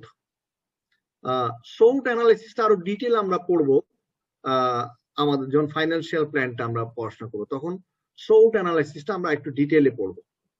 আজকে শুধু এটুকু বলে রাখি, S for strength, W for weakness, O for opportunity, T for threat. অর্থাৎ আপনি যখন কোন একটা প্ল্যান করবেন, কোন একটা প্রোডাক্ট বা সেবা আপনি যখন মূল্যায়ন করবেন, তখন আপনাকে অবশ্যই সোট অ্যানালাইসিস করতে হবে। অর্থাৎ আপনার স্ট্রেংথ কি আছে। এবং সোট অ্যানালাইসিস হচ্ছে একটা কোম্পানির অথবা একটা স্পেসিফিক অবজেক্টিভের 4টা জিনিসকে মেজার করা। একটা হচ্ছে কোম্পানির স্ট্রেংথ কি কি আছে, অর্থাৎ আপনি যে বিজনেসটা করতে চাচ্ছেন তার স্ট্রেংথ কি, যেমন ক্যাপিটাল স্ট্রেংথ হতে পারে, এক্সপেরিয়েন্স স্ট্রেংথ হতে পারে, যেটা একটা কোম্পানির ইন্টারনাল। উইকনেস কি কি হতে পারে, যেমন আমার হয়তো ওই পরিমাণ ক্যাপিটাল নাই, সেটা আমার উইকনেস হতে পারে। হয়তো আবার হিউম্যান রিসোর্স অতটা ইফিসিয়েন্ট না, এটা আমার উইকনেস হতে পারে। তাহলে স্ট্রেংথ এবং উইকনেস হচ্ছে একটা কোম্পানির বা একটা বিজনেসের ইন্টারনাল। অপরচুনিটি এবং থ্রেট হচ্ছে এক্সটার্নাল। অপরচুনিটিটা কি, আপনার বিজনেসের জন্য কি কি অপরচুনিটি সামনে আছে অথবা কি কি অপরচুনিটি আসতে পারে। থ্রেট কোনগুলা, আপনার কোম্পানির জন্য কি কি ঝুঁকি সামনে আছে, কি কি ঝুঁকি সিচুয়েশন আসতে পারে, that is called threat. So এটা নিয়ে আমরা আরো ডিটেল পড়বো পরে কোন এক সময়। তাহলে পরিকল্পনার যে উপাদানগুলো আছে তার মধ্যে ফার্স্ট যেটা ইম্পর্টেন্ট সেটা হচ্ছে সোট অ্যানালাইসিস। অর্থাৎ আমাকে সোট অ্যানালাইসিস করে দেখতে হবে যে আমার কোম্পানির কি কি সিচুয়েশন অথবা কি কি সম্ভাবনা অথবা কি কি থ্রেট আমার ভবিষ্যতে আসতে পারে, সেই অনুযায়ী আমরা অ্যাকশনে যাব। নাম্বার 2, আমার উদ্দেশ্য, যেটা আমরা একটু আগেও পড়ে এসেছি, যে উদ্দেশ্যটা অবশ্যই বাস্তবসম্মত হতে হবে, একটা নির্দিষ্ট উদ্দেশ্য থাকতে হবে। যেমন আপনাদের মধ্যে কেউ কেউ বলছিলেন যে আমি এখনো ডিসাইড করিনি কি বিজনেস করবো, বাট কিছু একটা করবো। তাদের জন্য আমি বলছি যে আপনারা এখনো বিজনেস শুরু করার আগে আপনি আগে নির্দিষ্ট করেন যে আপনি কি বিজনেস করতে চান, সেটার উপর পড়াশোনা করেন, সেটার উপরে ফোরকাস্ট করেন, সেটা নিয়ে অ্যানালাইসিস করেন, আরো 10 জনের কথা শুনেন তারা কিভাবে করেছে, এক্সপিরিয়েন্স যারা পার্সন তাদের কাছে কিছুটা ফিডব্যাক নেন। বাট মেক শিওর আপনি কাজ শুরু করার আগে, বিজনেস শুরু করার আগে আপনার উদ্দেশ্যটা আপনি নির্দিষ্ট করেন, ফিক্সড করেন, এবং সেটা যেন বাস্তবসম্মত হয়।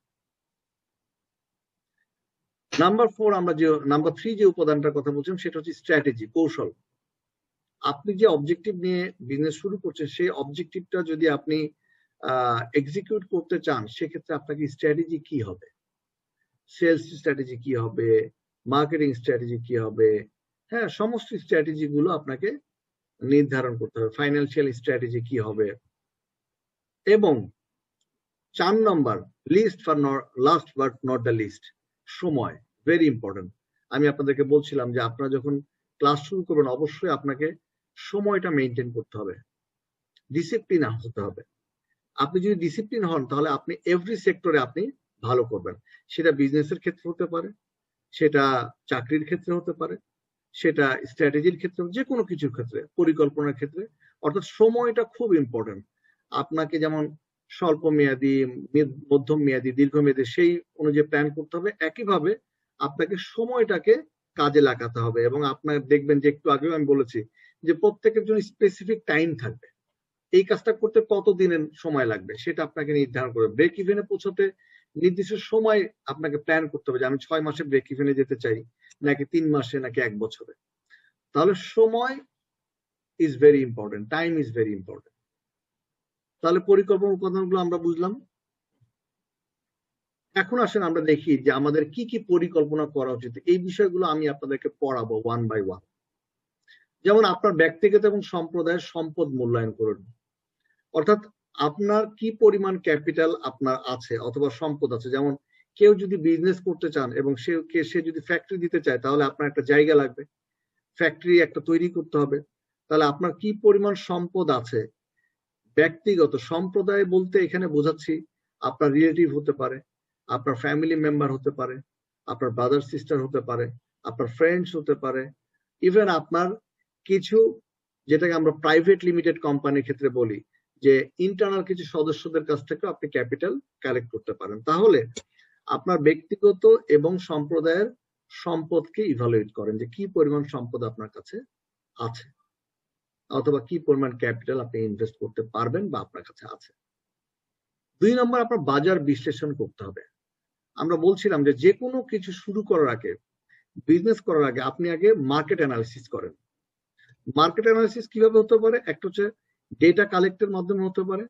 পৃথিবীতে এখনো অনেক কোম্পানি আছে যারা শুধুমাত্র ডেটা বিক্রি করে তাদের বিজনেস করে।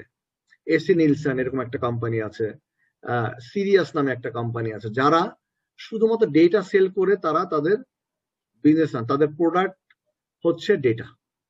তারা বিভিন্ন, আপনি যদি কোন একটা যেমন কথা কেউ একটা কলমের ফ্যাক্টরি দিতে চান, তাহলে কলমের মার্কেট শেয়ার কি তারা জেনে দিবে। কেউ যদি আপনাদের মধ্যে মশলা অথবা কথা মাস্টার্ড অয়েল নিয়ে কাজ করতে চান, তাহলে মার্কেটে আপনাকে এই কোম্পানিগুলো আপনাকে ডেটা দিবে যে কি পরিমাণ মার্কেট শেয়ার এখানে আছে, কোন কোম্পানির কত মার্কেট শেয়ার, সেটার প্রাইস কত, সমস্ত ডিটেইল দিবে। কিন্তু এটার বিনিময়ে তারা টাকা নেবে। বাট আপনারা যারা উদ্যোক্তা হিসেবে কাজ শুরু করছেন তাদের জন্য ওই পরিমাণ টাকা অ্যাফোর্ড করা ইনিশিয়ালি সম্ভব না। সেক্ষেত্রে আপনাকে বাজার বিশ্লেষণের জন্য নিজেকে নামতে হবে, আপনার লোকজনকে কাজে লাগাতে হবে, আপনার টিমে যারা আছে তাদেরকে যে মার্কেট সার্ভে করাতে হবে। সো এই বিষয়গুলো নিয়ে আমরা পরবর্তীতে পরে আবার আসবো। নাম্বার 3, আপনাকে সঠিক ব্যবসার অবস্থান চয়ন করতে হবে, অর্থাৎ কোন জায়গায় আপনি বিজনেস করতে চান।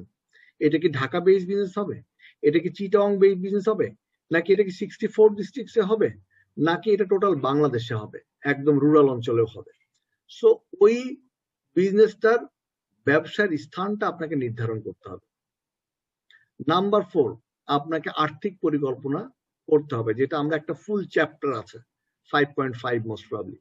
সো ওইটা নিয়ে আমরা পরবর্তীতে আলোচনা, অর্থাৎ আপনার কি পরিমাণ টাকা আছে, কোথা থেকে অর্থায়ন হবে, সেই টাকাটাকে কিভাবে আপনি ইউটিলাইজ করবেন, সেটার ট্রায়াল ব্যালেন্স কি হবে, বিজনেসের সমস্ত কিছু নিয়ে আমরা একটা চ্যাপ্টার আছে। বাট শুধু এটুকু মনে রাখেন যে আমরা যখন পরিকল্পনা করব তখন একটা আর্থিক পরিকল্পনা আমাদের রাখতে হবে। নাম্বার 5, আমাকে প্রোডাকশন প্ল্যানিং করতে হবে। যদি আমরা এমন বিজনেস করি যেখানে প্রোডাকশনের প্রয়োজন আছে, তাহলে প্রোডাকশন প্ল্যান করতে হবে, যেটার জন্য একটা সেপারেট চ্যাপ্টার আছে 5.02, ওইটাও আপনাদেরকে আলাদা করে পড়ানো হবে। নাম্বার 7, আপনাকে একটা সাংগঠনিক পরিকল্পনা প্রস্তুত হবে, সেটা নিয়েও আপনাদেরকে একটা সেপারেট চ্যাপ্টার পড়া, অর্থাৎ সাংগঠনিক পরিকল্পনা অথবা অর্গানাইজেশনাল প্ল্যানিং, সেটাও আপনাদেরকে, অর্থাৎ একটা অর্গানাইজেশন আপনি কিভাবে তৈরি করবেন, লোকজন কিভাবে রিক্রুট করবেন, সেখানে এইচআর পলিসি কি হবে, সেখানে ফার্নিচার কি থাকবে, সেখানে বসার স্থানগুলো কেমন হওয়া উচিত, এই সমস্ত বিষয়গুলো নিয়ে আপনাদের সাথে সেপারেট একটা চ্যাপ্টার 5.3 অথবা 5.4 কোন একটা চ্যাপ্টার আপনাদেরকে পড়ানো হবে। নাম্বার 8 হচ্ছে পরিচালনা পরিকল্পনা, অর্থাৎ অপারেশনাল প্ল্যানিং, সেটাও আপনাদেরকে একটা আমরা চ্যাপ্টার পড়াবো, যে কিভাবে আপনি পুরো বিষয়টাকে অপারেট করবেন, সেই প্ল্যানিংটা আপনাদেরকে পড়াবো। এরপরে আসেন যে পরিকল্পনার গুরুত্ব।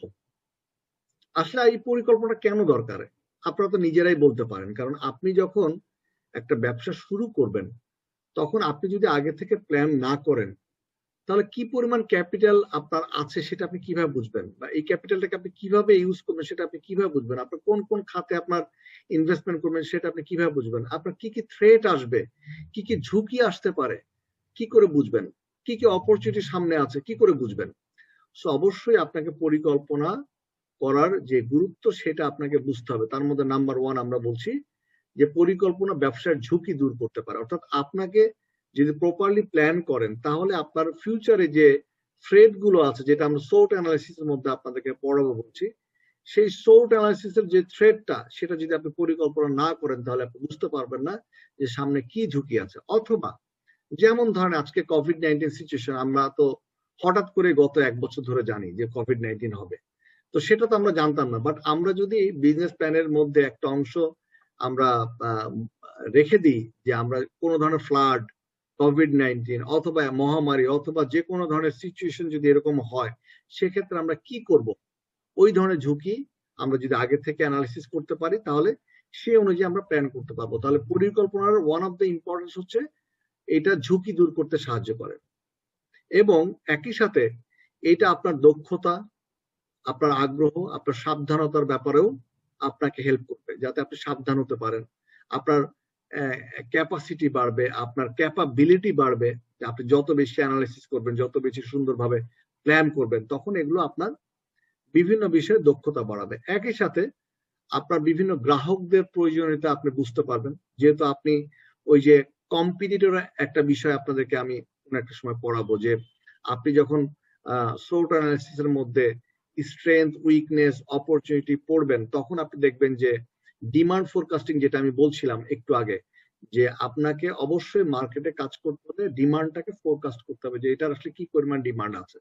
তাহলে এটা যদি আপনি প্ল্যান না করেন তাহলে কিন্তু আপনি বুঝবেন না, আপনি যদি সার্ভে না করেন তাহলে কিন্তু আপনি বুঝবেন না যে গ্রাহকদের প্রয়োজনীয়তা কি, এবং একই সাথে প্রতিযোগী কোম্পানিগুলো কি কি আছে, যারা আপনি যেই প্রোডাক্টটা তৈরি করতে চাচ্ছেন তার প্রতিযোগী কোম্পানি কারা, তাদের কি ধরনের প্রোডাক্ট আছে, তাদের প্রাইস কত, এই সমস্ত বিষয় কিন্তু পরিকল্পনার মধ্যে থাকে। যার ফলে পরিকল্পনা প্ল্যানিং ইজ ভেরি ইম্পর্টেন্ট। যদি আপনি প্রপারলি প্ল্যানিং করেন তাহলে আপনার বিজনেস দাঁড় করানো সম্ভব। কিন্তু আপনার যদি যথেষ্ট পরিমাণ টাকাও থাকে, আপনার যদি প্ল্যানিং ঠিকভাবে না হয়, তাহলে কিন্তু ওই টাকাগুলো বা ওই ইনভেস্টমেন্টটা ওয়েস্টেজ হিসাবে পরিণত হতে পারে, যদি প্রপার প্ল্যানিং না থাকে। তারপর আমরা বলছি পরিকল্পনা উৎপাদন ব্যয় হ্রাস করে। অর্থাৎ আপনি যদি প্রপারলি প্ল্যান করেন তাহলে এটা আপনার ফ্যাক্টরিতে উৎপাদন ব্যয় হ্রাস করবে। ওইটাও আমরা একটা সময় আপনাদেরকে প্রোডাকশনের মধ্যে দেখবেন ওই জিনিসগুলো আপনাদেরকে একটা সময় পড়ানো হবে। এবং পরিকল্পনা যদি আপনি সোর্ট অ্যানালিসিস, যেটা আমরা বলছিলাম যে আপনার উইক পয়েন্ট গুলো কি, সেটা কিন্তু আপনাকে শনাক্ত করতে সাহায্য করবে। অর্থাৎ কি কি উইকনেস আপনার এই বিজনেসের জন্য আছে, সেটার জন্য আপনি কি কি স্টেপ নেবেন, সেটা আপনাকে হেল্প করবে।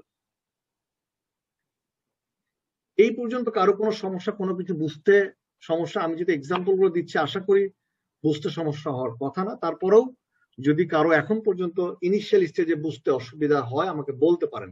এখন পর্যন্ত কারো কোনো সমস্যা, কোনো কিছু কনফিউশন আছে থাকলে আমাকে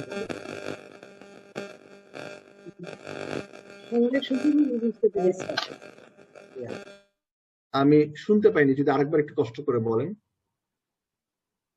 ঠিক আছে এখন পর্যন্ত? জি স্যার, ভালোভাবে বুঝতে পেরেছি। ওকে, থ্যাংক ইউ। আচ্ছা, এখন আসি আমরা উদ্যোগ সংগঠন। আমরা যেটা বলছিলাম যে আমরা যখন কোন একটা উদ্যোগ নিব, তখন সেটা সুন্দর, কিন্তু আমি উদ্যোগ নিলেই হবে না, আমার একটা সংগঠন লাগবে, একটা অর্গানাইজেশন লাগবে, যার মাধ্যম দিয়ে আমরা সমস্ত বিষয়গুলোকে অর্গানাইজ ওয়েতে সেটাকে ইমপ্লিমেন্ট করতে পারবো, এক্সিকিউট করতে পারবো। তাহলে আমরা যখন উদ্যোক্তা হিসাবে সমস্ত প্ল্যান করব, তখন কিন্তু আমাদের জন্য একটা সংগঠন লাগবে, উদ্যোগ সংগঠন, যার মাধ্যম দিয়ে আমরা সমস্ত কিছু এক্সিকিউট করতে পারবো। এবং একজন উদ্যোক্তা তার কঠোর পরিশ্রম দিয়ে, তার সংকল্প, তার পরিকল্পনা, তার উদ্দেশ্য এবং তার সৃজনশীলতা দিয়ে কিন্তু একটা সংগঠন তৈরি করতে পারবে, যেখানে তার সাফল্য বা ব্যর্থতা ডিপেন্ড করবে। যে আপনি কতটুকু সফল হবেন সেটা কিন্তু ওই সংগঠন কিভাবে আপনি তৈরি করছেন সেটার উপর ডিপেন্ড করবে। এবং সংগঠিত মানে কি, যে আপনি একটা হিউম্যান রিসোর্স নিচ্ছেন, একটা টিম তৈরি করছেন, তাদেরকে ট্রেনিং দিচ্ছেন, তাদেরকে ডেভেলপ করছেন। অন দ্য জব ট্রেনিং হতে পারে, অফ দ্য জব ট্রেনিং হতে পারে। অন দ্য জব ট্রেনিং মানে মার্কেটে যে হাতে কলমে শিক্ষা দেওয়া, সেটাকে আমরা বলি on the job training. Of the job training কোনটা, যেটা আপনি রুম ট্রেনিং, এই যে আজকে বসে আপনাদেরকে রুমের ট্রেনিং দেওয়া হচ্ছে, আপনাদেরকে শেখানো হচ্ছে যে পুরো বিষয়টা কি, এটাকে আমরা বলি অফ দ্য জব ট্রেনিং। অর্থাৎ আপনি জবের বাইরে আপনি এসে শুধু রুমে ক্লাসরুম ট্রেনিং হচ্ছে। তো উদ্যোগ সংগঠনটা কি, যে আপনি সমস্ত কিছু মিলে আপনি একটা সংগঠনকে প্রপার ওয়েতে তৈরি করে সেটাকে ইফেক্টিভ ওয়েতে ইউজ করার মাধ্যমে আপনার অবজেক্টিভকে অর্জন করা। আপনার যে সাফল্য, আপনার যে এটা ডিপেন্ড করে যে আপনার সংগঠনটা কত ইফেক্টিভ ওয়েতে তৈরি করা হচ্ছে। এখন প্রশ্ন আসছে যে ব্যবসা কেন করবেন, এই প্রশ্ন আপনাদের মাঝখানে আসতেই পারে। আপনারা অনেকে বলছিলেন আমাকে যে ব্যবসা করছেন দেশে এবং দশের জন্য কিছু একটা করতে চান। তার আগে আমি আপনাদেরকে বলছিলাম, এটাও বলছিলাম যে দেশ দশ করার আগে আপনাকে নিজে আগে ইস্টাবলিশ হতে হবে। আপনাকে নিজে আগে বিজনেস করে ইস্টাবলিশ হলে তবেই না আপনি দেশ ও দশের জন্য করতে পারবেন, আরো 10 জনের জন্য আপনি চাকরির কর্মসংস্থান করতে পারবেন। তাহলে ব্যবসা কেন করবেন সেটা আগে, একটা হচ্ছে প্রথম বিষয় যেটা, সেটা হচ্ছে যে ব্যক্তিগত সন্তুষ্টি। দেখবেন আপনাদের মধ্যে অনেকেই যারা চাকরি করছেন তাদের কথা বলছি, আমি নিজেও চাকরি করি। তো দেখবেন যে অনেকের পার্সোনাল স্যাটিসফ্যাকশনের একটা ব্যাপার আছে, যে আমি আর কতদিন চাকরি করবো, না আমার চাকরি করতে ভালো লাগে না, আমি একটা উদ্যোগ নিয়ে একটা ঝুঁকি গ্রহণ করতে চাই, যেখানে একটা বিজনেস দাঁড় করাবো এবং আরো 10 জনের কর্মসংস্থান হবে। এইটা হচ্ছে কাইন্ড অফ পার্সোনাল স্যাটিসফ্যাকশন। তো ব্যক্তিগত সন্তুষ্টির জন্য কিন্তু অনেকে বিজনেস করে, চাকরি ছেড়ে দিয়ে সে বিজনেস আসে। আমার চোখে দেখা অনেককে আমি দেখেছি যে যারা চাকরি করছে, শুরু করছে, বাট কিছুদিন পরে তারা চাকরি করতে চায়। তাহলে সেটাও কিন্তু দেখবেন আপনাদের মধ্যে এই যে 20-25 জন যারা এখানে ট্রেনিং করছেন, তাদের মধ্যে দেখবেন যে এই চ্যালেঞ্জটা, ব্যক্তিগত যে স্যাটিসফ্যাকশন, সেই ব্যাপারটা কিন্তু আপনাদের মধ্যে অনেকের মধ্যে কাজ করে। 2 নম্বর, আমরা যে কারণে ব্যবসা করি তার একটা কারণ হচ্ছে পারিবারিক কারণ, যে আমার বাবা সবাই ফ্যামিলি ব্যবসা করে আসছে, তো আমিও ব্যবসা করবো, আমি চাকরি করবো না। এবং তারা মনে করে যে আমার ব্যবসাটাই আমাদের জন্য পেশা এবং আমরা কোনো চাকরি বাকরি করবো না। তো সেটাও একটা কারণ হতে পারে যে আপনারা যারা বিজনেস করতে আসছেন তাদের দেখবেন তাদের মধ্যেও হয়তো এরকম আপনাদের মধ্যে থাকতে পারে।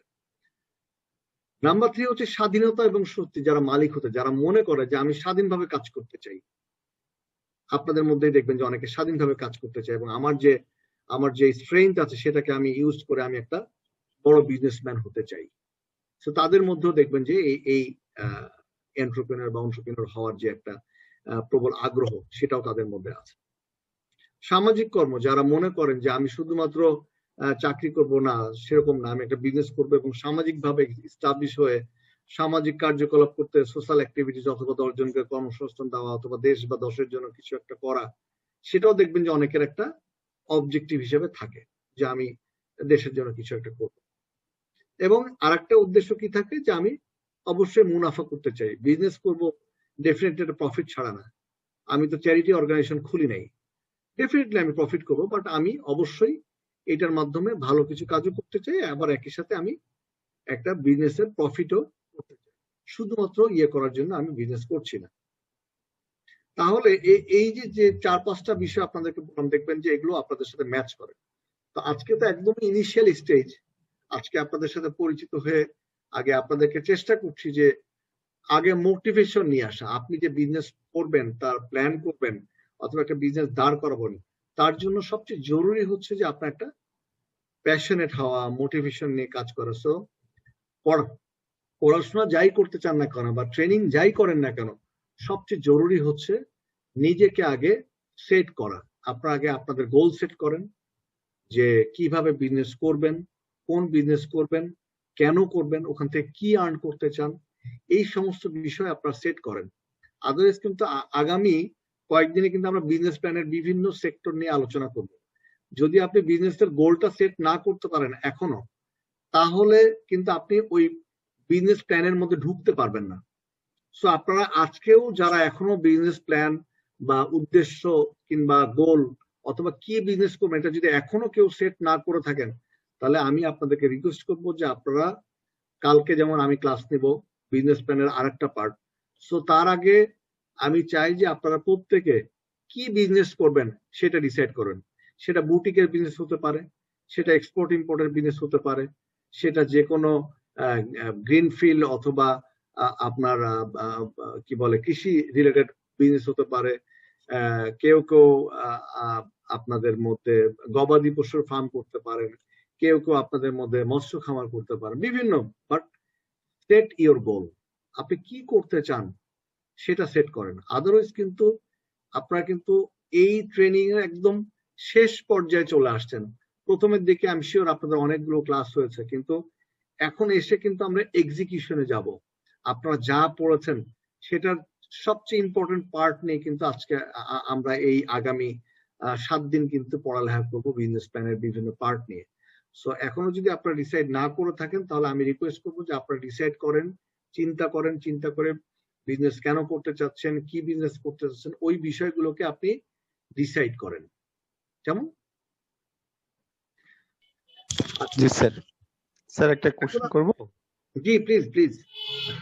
স্যার বলতে চাচ্ছিলাম যে আপনার লেকচারের প্রেক্ষিতে আমিও একসময় 4 ইয়ার্স জব করেছিলাম ফ্লোরাল লিমিটেড বা বিভিন্ন যুবক ফোন, যেটা ছিল একটা টেলিবার্তা। বেশ কয়েকটা কোম্পানিতে জব করেছিলাম 4 ইয়ার্স। তো এখান থেকে আমি ব্যাক করেছি। ব্যাক করে আমি যেটা বলেছেন আপনার এই লেকচারে, যে আসলে স্বাধীনতা থাকে না। যেমন আমি বিজনেস করছি এখন, আমার কিন্তু স্বাধীনতা, ইচ্ছে করলে আমি যেখানে সেখানে যেতে পারছি। আবার মন চাইলে আমি ঘুমানোর টাইম বাদেও ম্যাক্সিমাম সময় আমি ব্যবসায় সময় দিতে পারি আমার ব্যবসায়। তো এইটা হলো বিষয়টা। আর আলহামদুলিল্লাহ আপনাদের দোয়ায় আমি জব থেকে বের হয়ে আসার পরে আমার সবচেয়ে বড় অ্যাচিভমেন্ট হলো যে আমি কিন্তু একজন যুব সংগঠক এবং যুবদের নিয়ে কাজ করি। আমি গত 2018 সালে মাননীয় প্রধানমন্ত্রীর কাছ থেকে ন্যাশনাল অ্যাওয়ার্ড পেয়েছি। সেটা হলো আপনার, জি সেটা হলো কিন্তু যে আমি একজন বেকার ছিলাম। বেকারের যে তাদের যে আসলে পারিবারিক চাপ এবং সবার কাছ থেকে একটা হেয় এবং বিভিন্ন রকম অস্থিরতা কাজ করে, সেখান থেকে ব্যাক করে আইসা আমি সফল একজন আত্মকর্মী হিসাবে কিন্তু আমি এটা ন্যাশনাল অ্যাওয়ার্ডটা পেয়েছি। তো এটা কিন্তু জব করলে আমি পেতাম না। হয়তো আমি একটা ব্রাঞ্চ ম্যানেজার বা ম্যানেজার হতে পারতাম, বাট আমি কিন্তু এই জাতীয় সম্মান পেতাম। এইটা একটা বিষয়।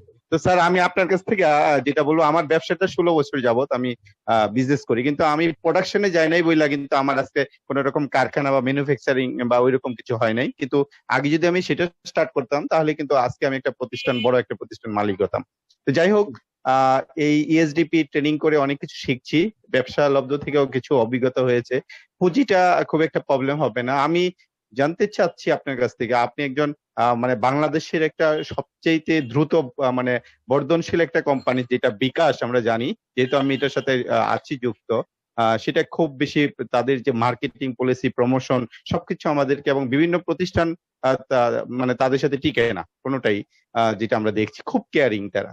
তো সেই প্রতিষ্ঠানে আপনি একজন কর্মকর্তা হিসাবে আমি আপনার কাছ থেকে পরামর্শ চাই। আমরা অনেকেই কিন্তু কি ধরনের ব্যবসা করব এই সিচুয়েশনে, সেটাই কিন্তু আমরা ডিসিশন নিতে পারি না। এইটাই হলো আমাদের প্রথম প্রবলেম। ঠিক আছে?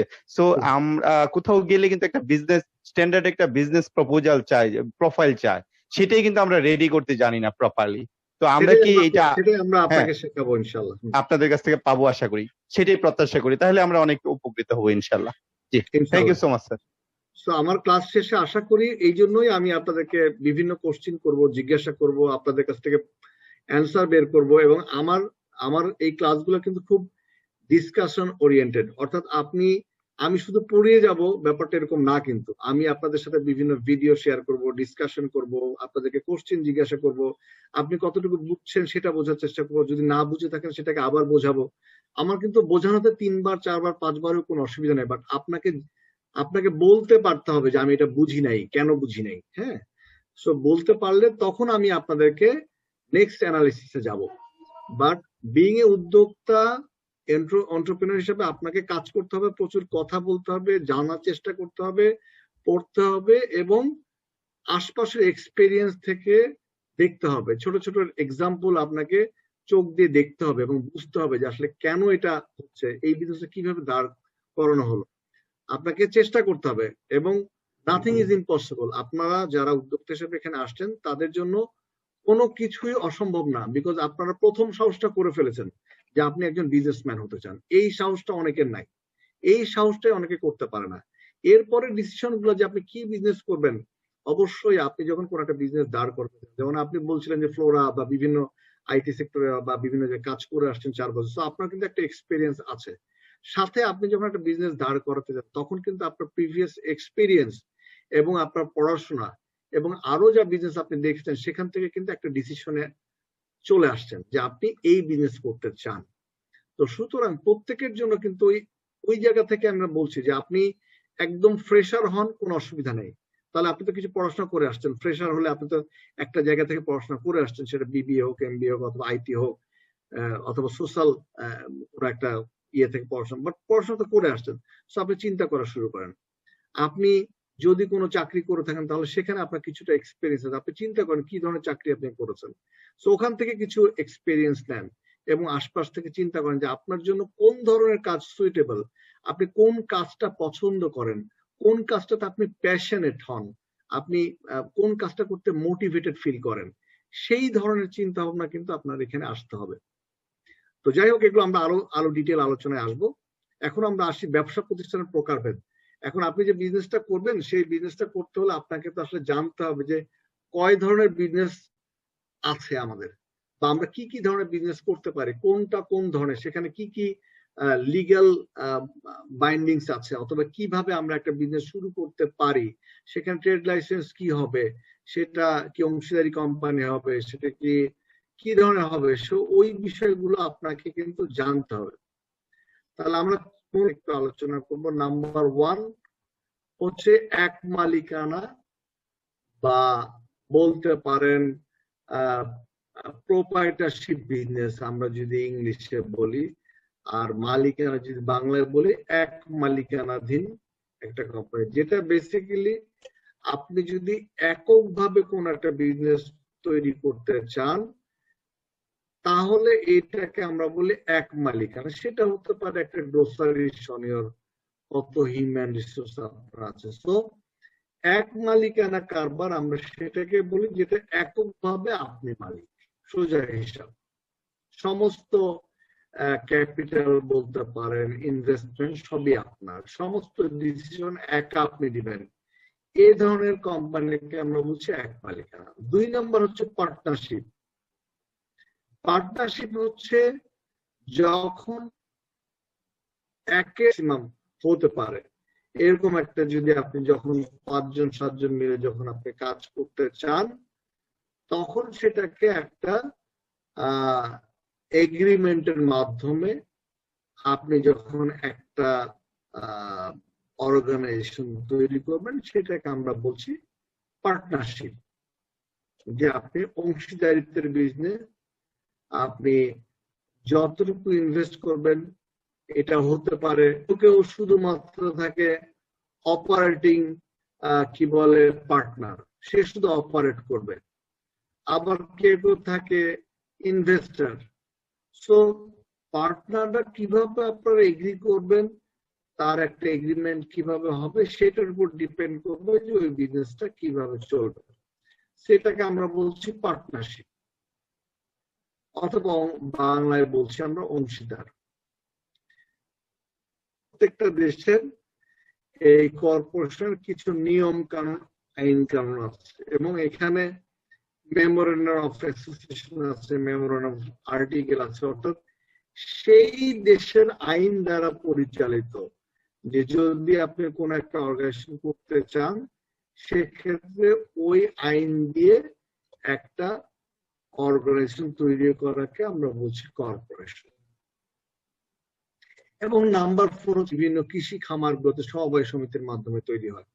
সো এটা হয় কি যে তারা নিজেরা ক্যাপিটাল একসাথে হয়তো 100 জন, 50 জন, 200 জন, যতজন হয় সেই সমবায় সমিতিতে 200 জন মিলে একটা বিজনেস দাঁড় করাতে চায়, অথবা তারা প্রত্যেকে প্রতি মাসে একটা সাবস্ক্রিপশন দেয়, একটা চাঁদা দেয়, এটা জমা হইতে হইতে কখনো কখনো নিজেদের ওখান থেকে হয়তো লোন লাগলে অথবা নিজেদের কোনো সাপোর্ট লাগলে সেখানে ওই সমবায়ের যারা কি বলে ইয়ে আছে, কি বলে এটাকে আমরা বলছি পার্টিসিপেন্ট, অথবা তাদের যারা আছে সমবায় সমিতিতে যারা আছেন তারা ওই বেনিফিট গুলো পাবে।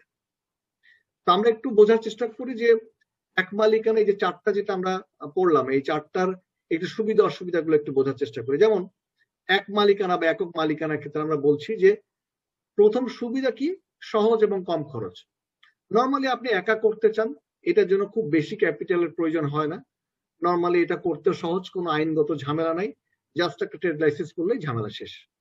তার মানে কি এটার সুবিধা হচ্ছে যে এটা সহজ, খুব বেশি ঝামেলা নাই, কোনো আইনগত খুব বেশি ঝামেলা হয় না, এবং কম খরচ। অধিক মুনাফা কেন বলছি, বিকজ এখান থেকে যেই বেনিফিটটা পাবেন এটা আপনি একাই দিবেন, এখানে আর কেউ অংশীদার নাই, তাহলে অধিক মুনাফা, আপনি যদি ভালো বেনিফিট পান তাহলে পুরোটাই আপনার।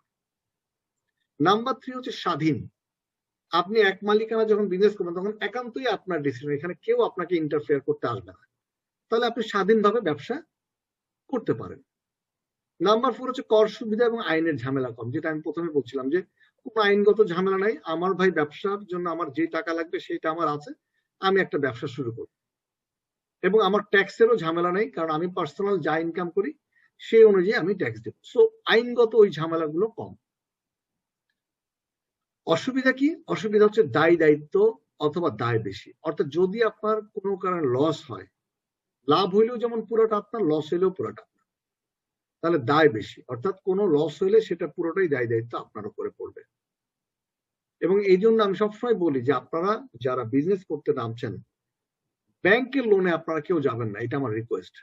বিকজ এক হচ্ছে ইন্টারেস্ট, দুই হচ্ছে আপনার লাভ হোক লস হোক, এই ইন্টারেস্ট অথবা এই আপনাকে এটা দিতেই হবে। কিন্তু আপনি যদি পার্টনার নিতেন, আপনি যদি ইনভেস্টর নিতেন, তাহলে আপনার লাভ লস দুইটা আপনি ভাগ করে নিতে পারতেন। কিন্তু আপনি ব্যাংকে যখনই যাবেন লোনের ক্ষেত্রে, এক হচ্ছে interest rate is very high, দুই হচ্ছে লাভ লস ব্যাংক দেখে না। ব্যাংক দেখে আপনি টাকা নিয়েছেন, প্রতি মাসে মাসে আমাকে ইনস্টলমেন্ট দিবেন, শেষ, কোনো আলাদা কোনো সম্পর্ক নাই। তো ওই ক্ষেত্রে, এবং যখন আপনি ইন্টারেস্ট দিতে যাবেন সেটা 12% হোক 15%, আপনি লাভই করেন 18-20%, সেখানে ব্যাংক থেকে লোন নিয়ে যদি আপনি 12-15% হারে আপনি শুধু ইন্টারেস্টই দেন, তাহলে ওখান থেকে আপনি লাভ করবেন কি? তো সবসময় চেষ্টা করবেন যে ব্যাংক লোনকে অ্যাভয়েড করার জন্য। কম স্থায়িত্ব, যেহেতু এক মালিকানার বিজনেস, তো আপনার মনে হইলে আপনি বিজনেস শুরু করলেন, আপনার মনে হইলে বন্ধ করে দিলেন, আজকে শুরু করলেন কালকে বন্ধ করে দেন, আমি করবো না এই বিজনেস, কারো কিছু যায় আসে না। তো ওই জন্য আমরা বলছি যে এটার স্থায়িত্বটা কম, ঋণ সুবিধা কম। যেহেতু আপনি এক মালিকানা কারবার করেন, সো ব্যাংক দেখবেন যে আপনাকে এই বিজনেসের এগেইনস্টে লোন দিতে চায় না, বা অন্য কেউ এই কারবারে হয়তো ঋণ সুবিধাটা দিতে চায় না। আর নাম্বার 4 হচ্ছে ব্যবসায়িক দক্ষতাটাও কম। এখানে যে আপনি যেহেতু একাই ডিসিশন নেন, সো আপনাকে এখানে কে সাপোর্ট করবে, আপনাকে এখানে কে ডেভেলপ করবে, আপনার ট্রেনিং কে দিবে? সো আপনি একাই ডিসিশন মেকার, এখানে কোনো আলাদা করে দক্ষতা বৃদ্ধির জন্য আপনাকে কেউ কোনো ট্রেনিংও দেয় না, কেউ কোনো সাজেশনও দেয় না, আপনাকে কোনো ডেভেলপমেন্ট নাই, যার ফলে আপনি যা মনে করেন দ্যাট ইজ ফাইনাল ওয়ান। এরপরে আমরা বলছি পার্টনারশিপ। পার্টনারশিপের ক্ষেত্রে আমরা বলছি যে সুবিধাগুলো কি দেখেন, বোঝার চেষ্টা করেন। সো এখান থেকে ডিসিশন নিতে হবে আপনাদের যে আপনি কি এক মালিকানা করবেন, আপনি কি পার্টনারশিপ করবেন, আপনি কি প্রাইভেট লিমিটেড কোম্পানি করবেন, নাকি সমবায় করবেন। তো ওই ডিসিশন নেওয়ার জন্য আপনাদেরকে এই জিনিসগুলো আমি দেখাচ্ছি। নাম্বার 1 হচ্ছে সহজে সংগঠিত হওয়া যায়। পার্টনারশিপের জন্য কি লাগে?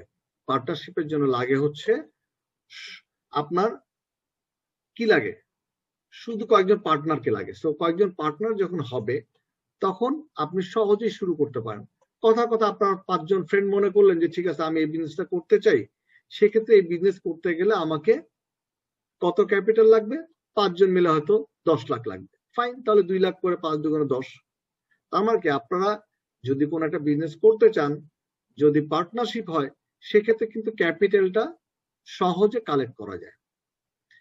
অধিক মূলধন এবং ঋণ সুবিধা, আপনি যখন একটা পার্টনারশিপ ডিড করবেন তখন কিন্তু আপনি ঋণ সুবিধার ক্ষেত্রে একটা বেনিফিট পাবেন, যে ওকে ঠিক আছে আপনাদের ডিডে কি আছে সেটা ডিপোজিট করেন, সো আপনি ব্যাংক লোন বলেন অন্যান্য লোন বলেন আপনার জন্য সহজে পাওয়া যাবে কম্পেয়ার টু এক মালিকানা কারবার। তাহলে অধিক মূলধন এবং ঋণ সুবিধার জন্য পার্টনারশিপ বেটার অফ এক মালিকানা। যেহেতু এক মালিকানায় আপনার একক মূলধন যদি আজকে 50 লাখও লাগে, তাহলে সেই 50 লাখ 5 জন পার্টনার দিয়ে করা সম্ভব, অথবা আরো 3 জন পার্টনার, আরো 1 জন পার্টনার, 2 জন পার্টনার বাড়াতে পারে। বেশি মুনাফা, যেহেতু আপনার ইনভেস্টমেন্ট বেশি, বিনিয়োগ বেশি, সেহেতু আপনার লাভও বেশি। সো আপনি 10 লাখ টাকা ইনভেস্ট করলে যেমন আপনি বেনিফিট পাবেন, 50 লাখ টাকা ইনভেস্ট করলে আরো বেশি বেনিফিট পাবেন। সো বেশি মুনাফা হওয়ার কারণে এটাকে একটা বেনিফিট হিসেবে দেখাচ্ছে যে আপনি যখন পার্টনারশিপ বিজনেস করবেন তখন there is a possible for high benefit. Number 4 আমরা বলছি ব্যবসায়িক দক্ষতা বেশি। কেন দক্ষতা বেশি? বিকজ যখন আপনারা 5 জন পার্টনার কাজ করতে শুরু করবেন তখন দেখবেন যে ওখানে 5 জন 5 ধরনের কথা বলবে, অথবা 5 জন 5 ধরনের ফিডব্যাক দিবে, অথবা কেউ হয়তো ফাইন্যান্সিয়ালে ভেরি এফিসিয়েন্ট, কেউ হয়তো সেলসে ভেরি এফিসিয়েন্ট, কেউ হয়তো মার্কেটিং এ বেশি এফিসিয়েন্ট। সে হয়তো আপনাকে ওই বিষয়গুলো 5 জন মিলে কোন একটা ডিসিশন নিলে তখন দেখবেন যে ওই ডিসিশনটা অনেক ভালো হয়, যার ফলে আমরা বলছি পার্টনারশিপ কম্পেয়ার টু এক মালিকানা কারবারের ক্ষেত্রে এটার ইফিসিয়েন্সি বেটার। অসুবিধা কি কি হতে পারে পার্টনারশিপে? যেমন দায় বেশি, যেমন লাভের সম্ভাবনা বেশি, একইভাবে দায়ের সম্ভাবনা বেশি। যদি কোনো কারণে বিজনেসের লস হয় তাহলে কিন্তু এই 5 জনকে সমানভাবে লস ভাগ করে নিতে হবে, অথবা যেভাবে এগ্রিমেন্ট আছে। কম স্থায়িত্ব, কম স্থায়িত্ব কেন আমরা বলছি? আগেটাতেও বলছিলাম কম স্থায়িত্ব, এটাতেও বলছি কম স্থায়িত্ব। কারণটা কি? কারণটা হচ্ছে পার্টনারশিপে যেটা হয় যে যদি কোনো পার্টনার ডিসএগ্রি করে কোনো বিষয়ে তখনই ঝামেলাটা হয়। এবং এই জন্য পার্টনারশিপ যখন ডিড আপনারা করবেন, যদি আপনার পার্টনারশিপ বিজনেস করেন, সেক্ষেত্রে ডিডটা এমন ভাবে করবেন যাতে খুব শক্ত হয়। শক্ত বলতে আমরা বলছি যে কন্ডিশন গুলো যেন ভেরি স্ট্রং হয়, অর্থাৎ এখানে যেন কারো কোনো পক্ষপাতিত্ব বা কোনো কিছু না হয়, এমন ভাবে করা হয় যাতে কেউ পার্টনারশিপ বিজনেস করতে আসলে সে যেন বুঝেই করতে আসে। কেমন? সো আপনি যাতে করে এগ্রিমেন্ট বুঝে সে বিজনেস করে, এবং যদি কোনো কারণে সে বিজনেস ছেড়ে দিতে চায় সেটা যেন তার জন্য ডিফিকাল্ট হয়। সো অবশ্যই পয়েন্টগুলো স্ট্রং হওয়া উচিত যাতে করে যে কোনো সময় বিজনেসটা ভেঙে না যায়। তো যে কারণে আমরা বলছিলাম যে কম স্থায়িত্ব কেন, বিকজ যদি কোনো একটা পার্টনার কোনো কিছুতে ডিসএগ্রি করে এবং যদি কোনো পার্টনার মনে করে যে না এই বিজনেস তার কোনো ভ্যালু অ্যাড করছে না, অথবা তার যে ডিসিশন সে যদি সেই ডিসিশনটাকে প্রায়োরিটি দেওয়া হচ্ছে না, তখন দেখবেন যে পার্টনার ওখান থেকে বলে যে আমি বিজনেস করব না। এবং কোনো কোনো ক্ষেত্রে দেখবেন পার্টনারদের মধ্যে অনেক গ্যাঞ্জাম লেগে যায়, তখন ওই যে একজন পার্টনার চলে যায়, যার ফলে আমরা বলছি যে এটা কম স্থায়িত্ব।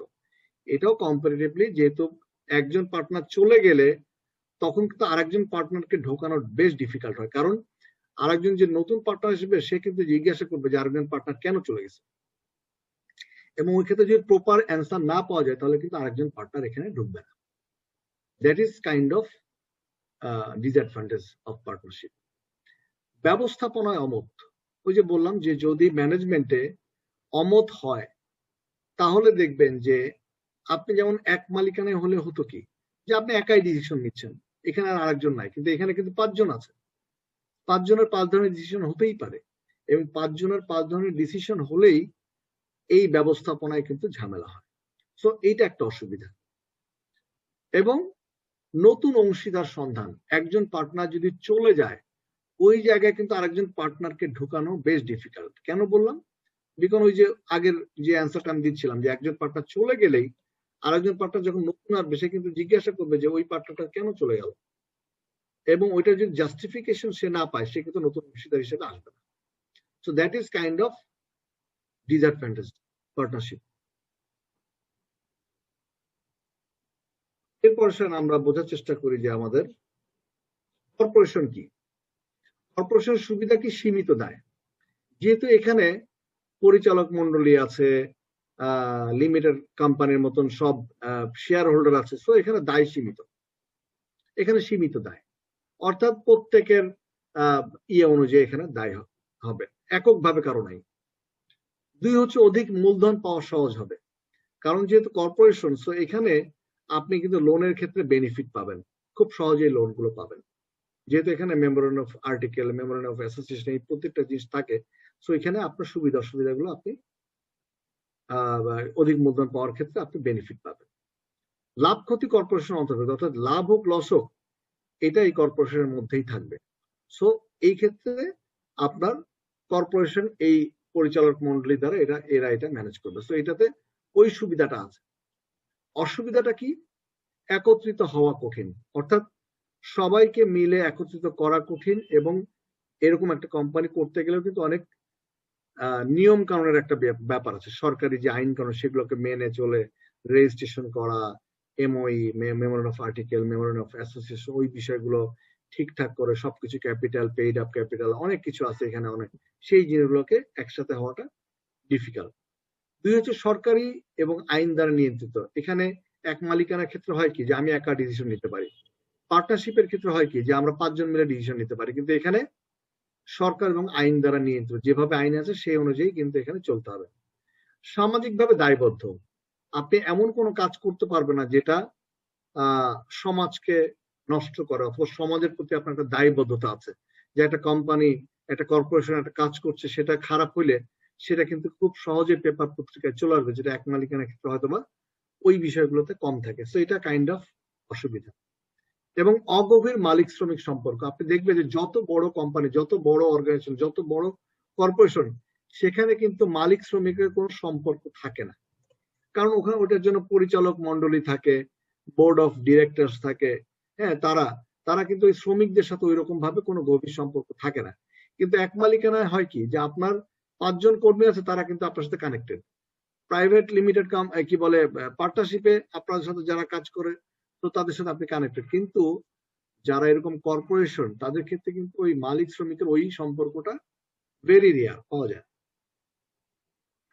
সমবায় সমিতির কথা আমরা যেটা বলছিলাম, যে সমবায় কি, যেটা আইনগতভাবে একটা রেজিস্ট্রিকৃত সংঘবদ্ধ প্রতিষ্ঠান, যেখানে তারা একত্রিত হয়ে নিজেদের কিছু বেনিফিটের জন্য অথবা কিছু আর্থিক উদ্দেশ্যের জন্য কোন একটা বিজনেস করার জন্য, সেটা লাভ লোকসান যাই হোক না কেন, তারা একত্রিত হয়ে একটা ডিসিশন নেয়। এবং তাদের কিছু সমবায় সমিতির কিছু আইন কানুন আছে।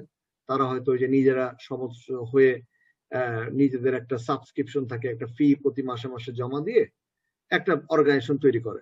যদি সবাই মিলে মনে করে যে এখান থেকে একটা বেনিফিট পাবে, তাহলে সেটাও তারা ইনভেস্ট করে।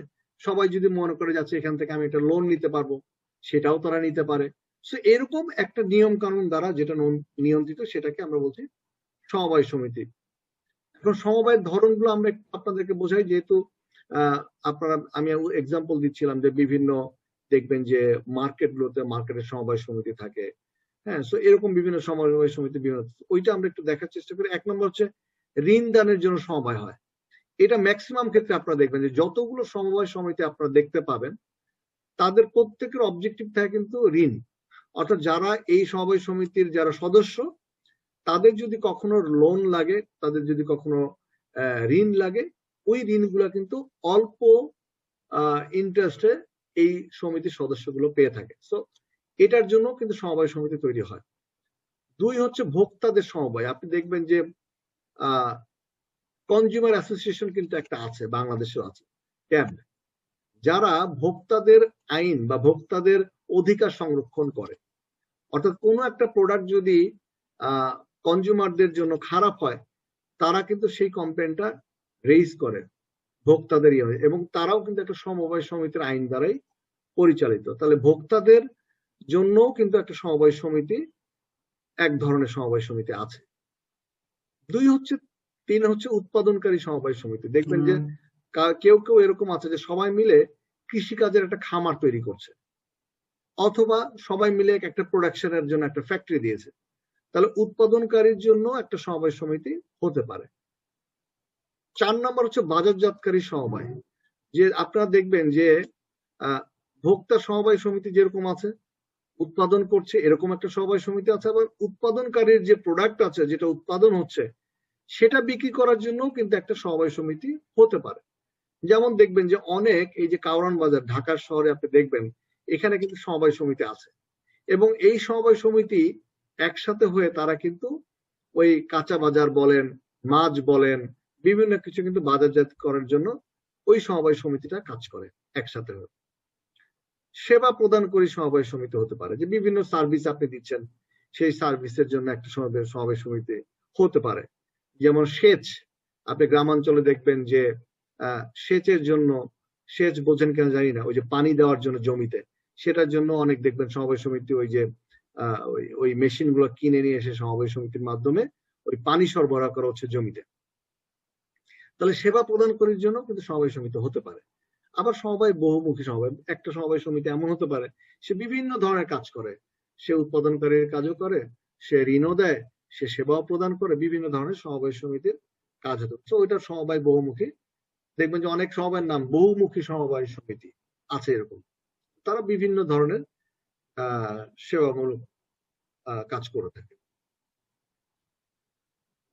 আচ্ছা, তো আমরা মোটামুটি একটা জায়গায় বুঝতে পারলাম যে প্ল্যানিং এর গুরুত্ব থেকে শুরু করে মানে প্ল্যানিং কিভাবে করতে হয়, কোন কোন এলিমেন্ট আছে, কয়েক ধরনের অর্গানাইজেশন কি কি হয়, একক মালিকানা, পার্টনারশিপ, কর্পোরেশন, সমবায়।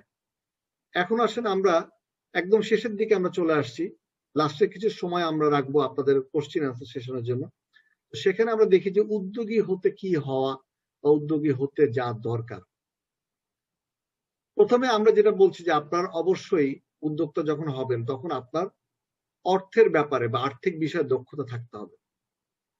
অনেক টাকা থাকতে হবে ব্যাপারটা এরকম না, কিন্তু যেই টাকাটুকু আছে, যেই ক্যাপিটালটুকু আছে সেটাকে আপনি প্রপারলি ইউজ করার জন্য কিন্তু আপনার একটা ক্যাপাবিলিটি থাকতে হবে।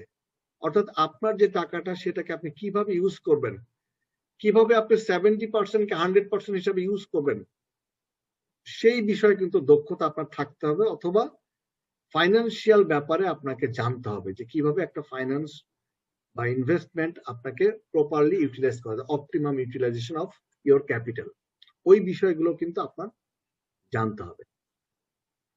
2 নম্বর, আপনাকে বাজার জানতে হবে। অর্থাৎ আমরা বলছিলাম যে মার্কেট অ্যানালিসিস, আপনি যখন কোনো কাজ শুরু করবেন আপনাকে কিন্তু মার্কেট সম্পর্কে জানতে হবে। আপনি যে প্রোডাক্টই তৈরি করেন না কেন সেটা ডিমান্ড কেমন সেটা আপনাকে জানতে হবে। আমরা মার্কেটিং এর ভাষায় আমরা 4P বলি, প্রোডাক্ট, প্রাইস, প্লেস, প্রমোশন। যদিও এখন 4P কে এখন 6P করছে, কারেন্ট যারা মার্কেটিং অ্যানালিস্ট আছে তারা বলছে এর সাথে প্যাকেজিং আছে, এর সাথে আরো কিছু বিষয় 6P এর মতন তারা বলছে। তো আমি যদি ইনিশিয়াল মানে এটা বলি আপনাদেরকে, অ্যানালাইসিস বলি, সেটা হচ্ছে যে অ্যাটলিস্ট আপনার প্রোডাক্ট কি, আপনাকে উদ্যোক্তা হিসেবে আপনাকে প্রোডাক্ট কি এটা জানতে হবে। কি প্রোডাক্ট আপনি দিচ্ছেন, কি প্রোডাক্ট আপনি তৈরি করতে চান, এই প্রোডাক্টটা কাদের জন্য ইম্পর্টেন্ট, এই প্রোডাক্টটা কাদের, কোন কাস্টমারের জন্য, সেটা আপনাকে জানতে হবে। প্রাইসিং কি হবে, আপনার কি কস্ট প্লাস প্রাইসিং হবে, প্রাইসিং নিয়ে আমরা পড়াবো পরবর্তীতে, কস্ট প্লাস প্রাইসিং হবে নাকি মার্কআপ প্রাইসিং হবে, নাকি আপনি একটা ফিক্সড অ্যামাউন্ট প্রাইসিং হবে যে আপনি এত টাকা প্রফিট করতে চান, সেই ধরনের প্রাইসিং স্ট্র্যাটেজি হবে, কি ধরনের হবে সেটা কিন্তু আপনাকে জানতে হবে। প্রাইসিং স্ট্র্যাটেজি কি হবে। প্লেস, আপনি কোথায় বিজনেস করতে চান, কোন জায়গায় আপনার বিজনেসের জন্য, কোন প্লেসটা আপনার জন্য ইম্পর্টেন্ট, কোন প্লেসটা আপনার জন্য ইফেক্টিভ, সেই বিষয়গুলো কিন্তু আপনাকে উদ্যোক্তা হিসাবে জানতে হবে যে কোথায় বিজনেস করবেন। নাম্বার 4 হচ্ছে প্রমোশন, অর্থাৎ কি ধরনের প্রমোশনাল স্ট্র্যাটেজি, আপনি কিভাবে মার্কেটে প্রমোশন করবেন। আপনি কি টিভিতে অ্যাড দিবেন, আপনি কি পেপারে অ্যাডভার্টাইজমেন্ট দিবেন, আপনি কি ডিজিটাল মার্কেটিং এর SMS সিস্টেম ইউজ করবেন, নাকি আপনি ফেসবুক অথবা হোয়াটসঅ্যাপ অথবা কিভাবে ইউজ করবেন, সেই সম্পর্কে কিন্তু ধারণা আপনার থাকতে হবে। তাহলে উদ্যোক্তা হিসাবে প্রোডাক্টের ধারণা থাকতে হবে, প্রাইসিং এর স্ট্র্যাটেজি আপনার জানতে হবে, কোন প্লেসে আপনি বিজনেস করবেন সেটা আপনাকে ডিসাইড করতে হবে, জানতে হবে, সেই প্লেসের ডিটেল বুঝতে হবে যে এই প্লেসের লোকজনের ক্যাপাসিটি কেমন, এই এলাকার কাস্টমার যারা তাদের রুচি কেমন, তাদের পছন্দ কেমন, এই সমস্ত বিষয়গুলো আপনাকে বুঝতে হবে। এবং প্রমোশন, আপনি কিভাবে এই প্রমোশন করবেন আপনার প্রোডাক্টের। আপনি একটা খুব ভালো প্রোডাক্ট তৈরি করলেন, শুধুমাত্র প্রমোশনের অভাবে, শুধুমাত্র প্রচারের অভাবে আপনার ওই প্রোডাক্টটা এমন হতে পারে মার্কেটে নাও থাকতে পারে। তার মানে আপনাকে যদি প্রপারলি অ্যাডভার্টাইজমেন্ট, পাবলিসিটি বা প্রমোশন না করতে পারেন, তাহলে কিন্তু আপনি যত ভালো প্রোডাক্টই হোক না কেন সেটা কিন্তু আপনার কাজে আসবে না। আবার বাংলাদেশে দেখবেন অনেক খারাপ প্রোডাক্ট শুধুমাত্র প্রমোশন দিয়ে, পাবলিসিটি দিয়ে তারা কিন্তু বিজনেস করছে। তাহলে ওই বিষয়ে কিন্তু আপনার জানতে হবে।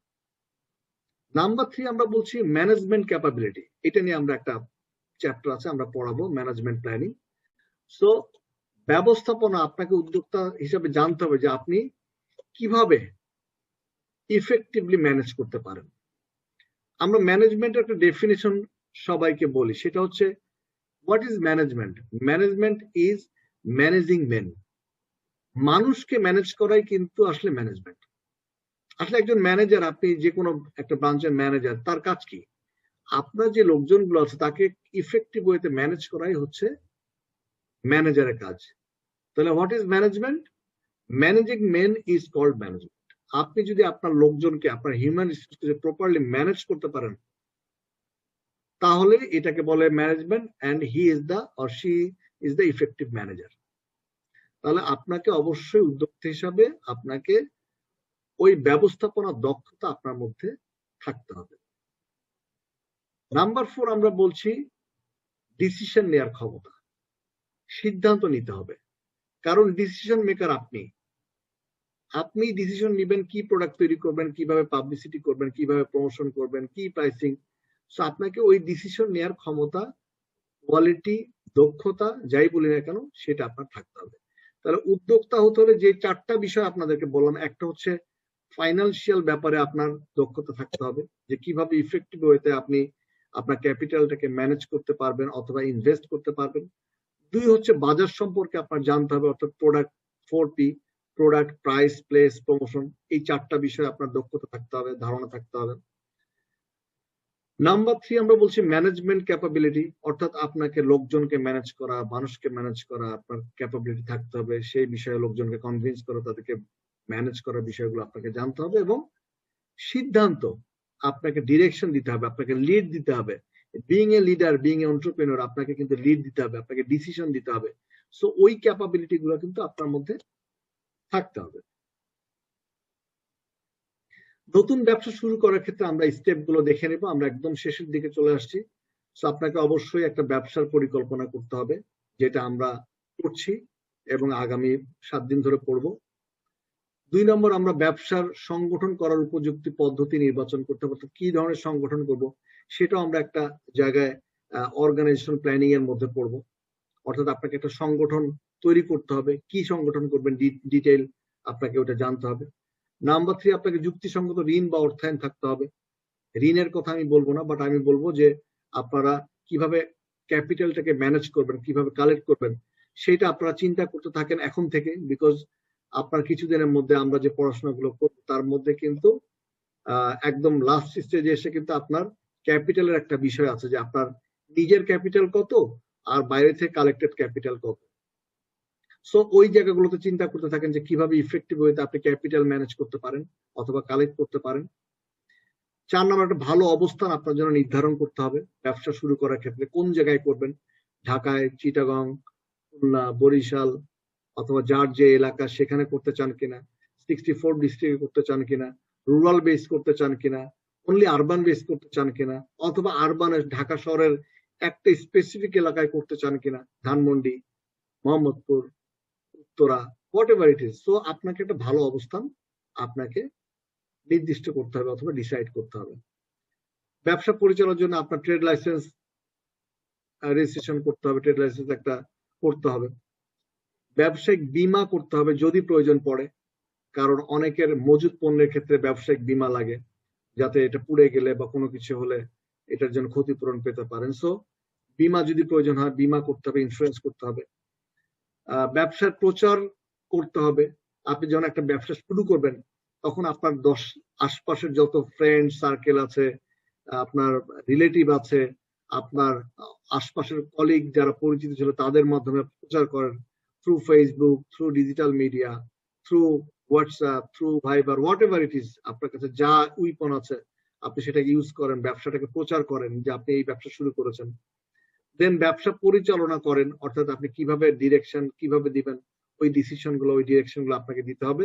এবং অবশ্যই আপনার ফাইনালি সামাজিক দায়িত্ব, যেটা আপনাদের মধ্যে অনেকে বলছিলেন যে আমি দেশ ও দশের জন্য কাজ করতে চাই, কিছু কর্মসংস্থান করতে চাই। তো ডেফিনেটলি আজকে বাংলাদেশ সরকার যে উদ্যোগ নিয়েছে, এতে আমরা একসাথে হচ্ছে নিজেরা উদ্যোক্তা হব, আরো 10 জনকে উদ্যোক্তা হওয়ার জন্য উদ্বুদ্ধ করব। আমাদের যে ট্রেনিং গুলো সেই ট্রেনিং আরো 10 জনকে দিব এবং সাথে অনেক মানুষের কর্মসংস্থান করব। এভাবে আস্তে আস্তে বাংলাদেশকে আমরা ডেভেলপমেন্ট কান্ট্রি হিসেবে এস্টাবলিশ করব। এটাই আমাদের লক্ষ্য, এটাই আমাদের উদ্দেশ্য। সো আমি একটা লাস্ট আপনাদেরকে একটা ছোট্ট, যদি এটা অনেক বড় ভিডিও, বাট আমি চাই যে আপনারা যারা ঢাকায় বিজনেস করছেন তারা বা বিজনেস শুরু করতে চাচ্ছেন তাদের মধ্যে কিছুটা কারেন্ট কনসেপ্ট বলেন, কিছুটা মোটিভেশনাল ভিডিও বলতে পারেন। That is my last video of this class. So এটা আপনাদেরকে দেখাবো এবং এটাতে আপনারা দেখেন যে কিভাবে ইন্টারনেটের মাধ্যমে আজকে বিজনেস চলছে অথবা মানুষজন প্ল্যান করছে। ঢাকার একটা গ্রুপ যারা স্টার্ট আপ ঢাকা বলে আমরা একটা বিজনেসের একটা ছোট্ট ভিডিও আপনাদেরকে দেখাবো অল্প সময়, তারপরে আমরা আপনাদের প্রশ্ন উত্তর সেশনে চলে যাব।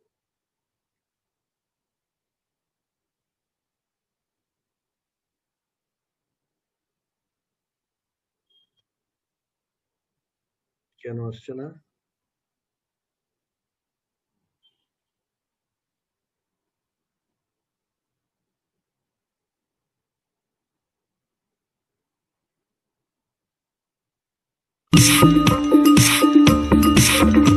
So to start off with, you need to forget about your family life.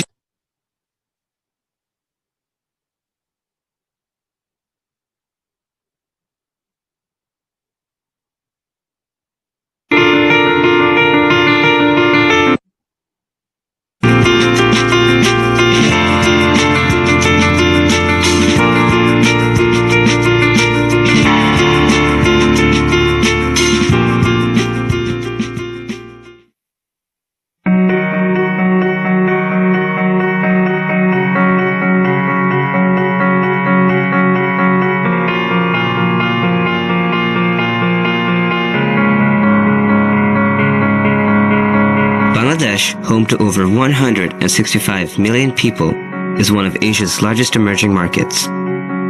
Like other places around the world, we see here internet becoming a part of our daily lives. With over 100 million mobile subscribers and in early stages of 3G network, Bangladesh is quickly becoming an ideal place to experiment with new ideas. And these experiments have already started. Young people are working really hard to turn their ideas into a business, a startup. These young entrepreneurs, they chose to see the world from a different perspective and use the internet to power their dreams. The Startup Dhaka team aims to imagine a different kind of future for our generation and come together to tell a story of possibilities. We want to show how the power of the internet has transformed the way people learn, shop, and the way people do business.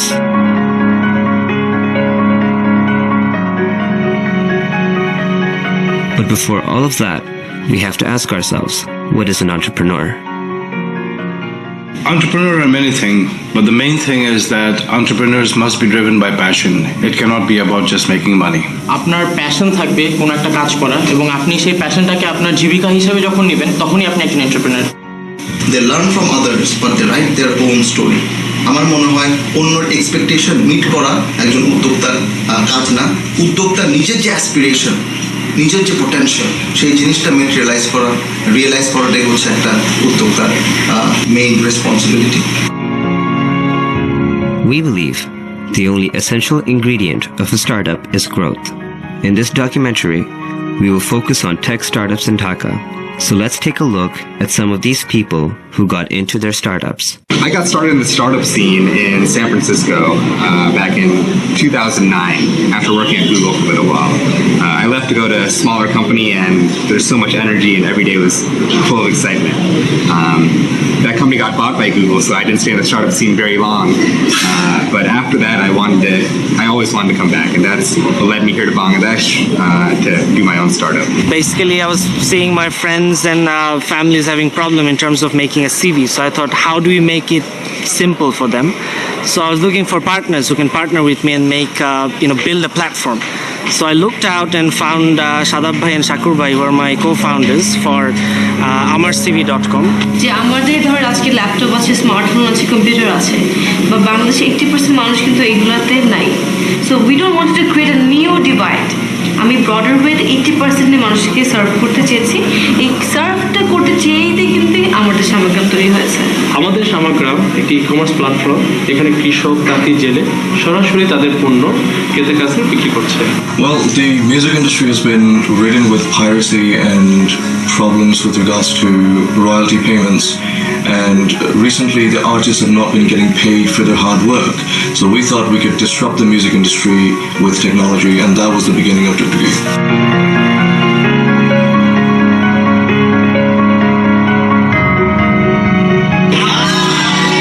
We are Magneto Digital. We are a full-service digital agency in Bangladesh. So having worked in the advertising and marketing sector for the last 5 years, so ever since this year we started to think that it's important for us to enter the new media, the new market, the new emerging sector within this industry. So we chose digital marketing, and thus Magneto was born. So Magneto Digital is one of the first full-service digital agencies in Bangladesh. Before starting Chalgal.com, I worked in the Silicon Valley. When I quit Silicon Valley, I wanted to do something in Bangladesh, and specifically I wanted to do something with technology in Bangladesh. We started with e-commerce because we think that it's something that people can relate to every day. Like, you have to buy oil every day, you have to buy rice every day. And if you're having that experience every day, the tech culture in Bangladesh will grow. Newscred started right here in Dhaka in Bangladesh. Shafkat was here for his wedding, and the day before his wedding, we met at the Radisson Hotel to talk about an idea that I think little did both of us know would consume the next 5-6 years of our lives. We started in a small office. There was 4 of us, 4 engineers, Iraj and myself. And the first version of Newscred was actually a consumer-facing news site. We had grand ambitions, but over time we actually pivoted the business a few times. But ultimately, we've always been dedicated to building up a large team here in Dhaka.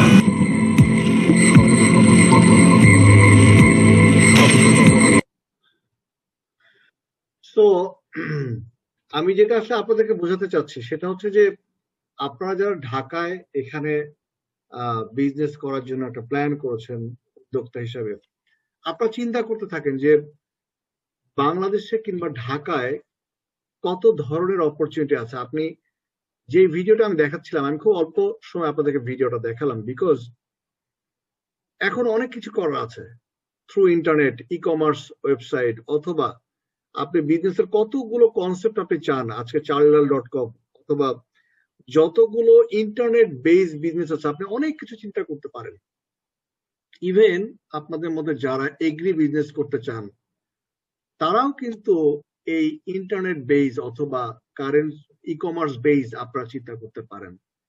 তো এই যে ভিডিওটা দেখানোর উদ্দেশ্য হচ্ছে যে আপনারা নিজেদেরকে চিন্তা করার সুযোগ দেন, নিজেদেরকে বোঝার সুযোগ দেন যে আসলে আপনারা কি করতে চান, কোন বিজনেসটা আপনার জন্য অ্যাপ্রোপ্রিয়েট অথবা কোন ধরনের বিজনেস আপনার জন্য সুইটেবল চিন্তা করেন, এবং একই সাথে আপনি ডিমান্ডটাকে চিন্তা করেন, আপনার কনজিউমার কারা হবে, কোন সেগমেন্ট, টার্গেট গ্রুপ কারা হবে, কাদেরকে নিয়ে আপনি বিজনেস করতে চান, কারা আপনার কাস্টমার হবে, এই বিষয়গুলো চিন্তা করেন এবং আপনারা আপনাদের অবজেক্টিভ সেট করেন, গোল সেট করেন। Before starting business, you have to set your goal, where you want to reach. Okay, so that's all from my side for today. Definitely every day we'll discuss regarding business plan, financial analysis, organizational planning, everything we'll discuss, but make sure apni apnar goal set karen first. That is very important. So আমার দিক থেকে শেষ আজকের জন্য। আমরা ইনশাল্লাহ আগামীকালকে 6:30 আবার সবাই একসাথে হব। আর আপনাদের কোনো কোশ্চেন থাকলে আজকের বিষয়ে আমাকে জিজ্ঞাসা করেন, যদি কোনো কনফিউশন, কোনো question, anything you have in your mind, please. আসসালামু আলাইকুম স্যার, আমি রবিউল হাসান বলছি স্যার। জি, ওয়ালাইকুম আসসালাম। জি, লিমিটেড কোম্পানির ক্ষেত্রে ব্যবসার শুধু কি একটা বিজনেস প্ল্যান নিয়ে আগাতে হবে নাকি অনেক বিজনেস প্ল্যান কনক্রিট করা যায় সেটা, নাকি অনেক ধরনের বিজনেস ইনক্লুড করা যায়? প্রথম কথা হচ্ছে যে প্রাইভেট লিমিটেড কোম্পানি বলেন আর পাবলিক লিমিটেড কোম্পানি বলেন, আপনাকে তো আপনার অবজেক্টিভ ভাবে সেট করতে হবে যে আপনি কি ধরনের বিজনেস করতে চান। বাট ব্যাপারটা এরকম না যে আপনি শুধুমাত্র একটা বিজনেসই করবেন, এক্সপোর্ট ইম্পোর্ট অথবা গবাদি পশু অথবা যে কোনো একটা। আপনি আপনার বিজনেসের বিভিন্ন প্ল্যান রাখতেই পারেন। আপনি মেমোরেন্ডাম অফ আর্টিকেলে, মেমোরেন্ডাম অফ অ্যাসোসিয়েশন আপনি সেই জিনিসের উদ্দেশ্যগুলো আপনি উল্লেখ করতে পারেন, কোনো অসুবিধা নেই। ইভেন আপনি যখন ট্রেড লাইসেন্স করবেন তখন কিন্তু ট্রেড লাইসেন্স বিভিন্ন ধরনের হয়।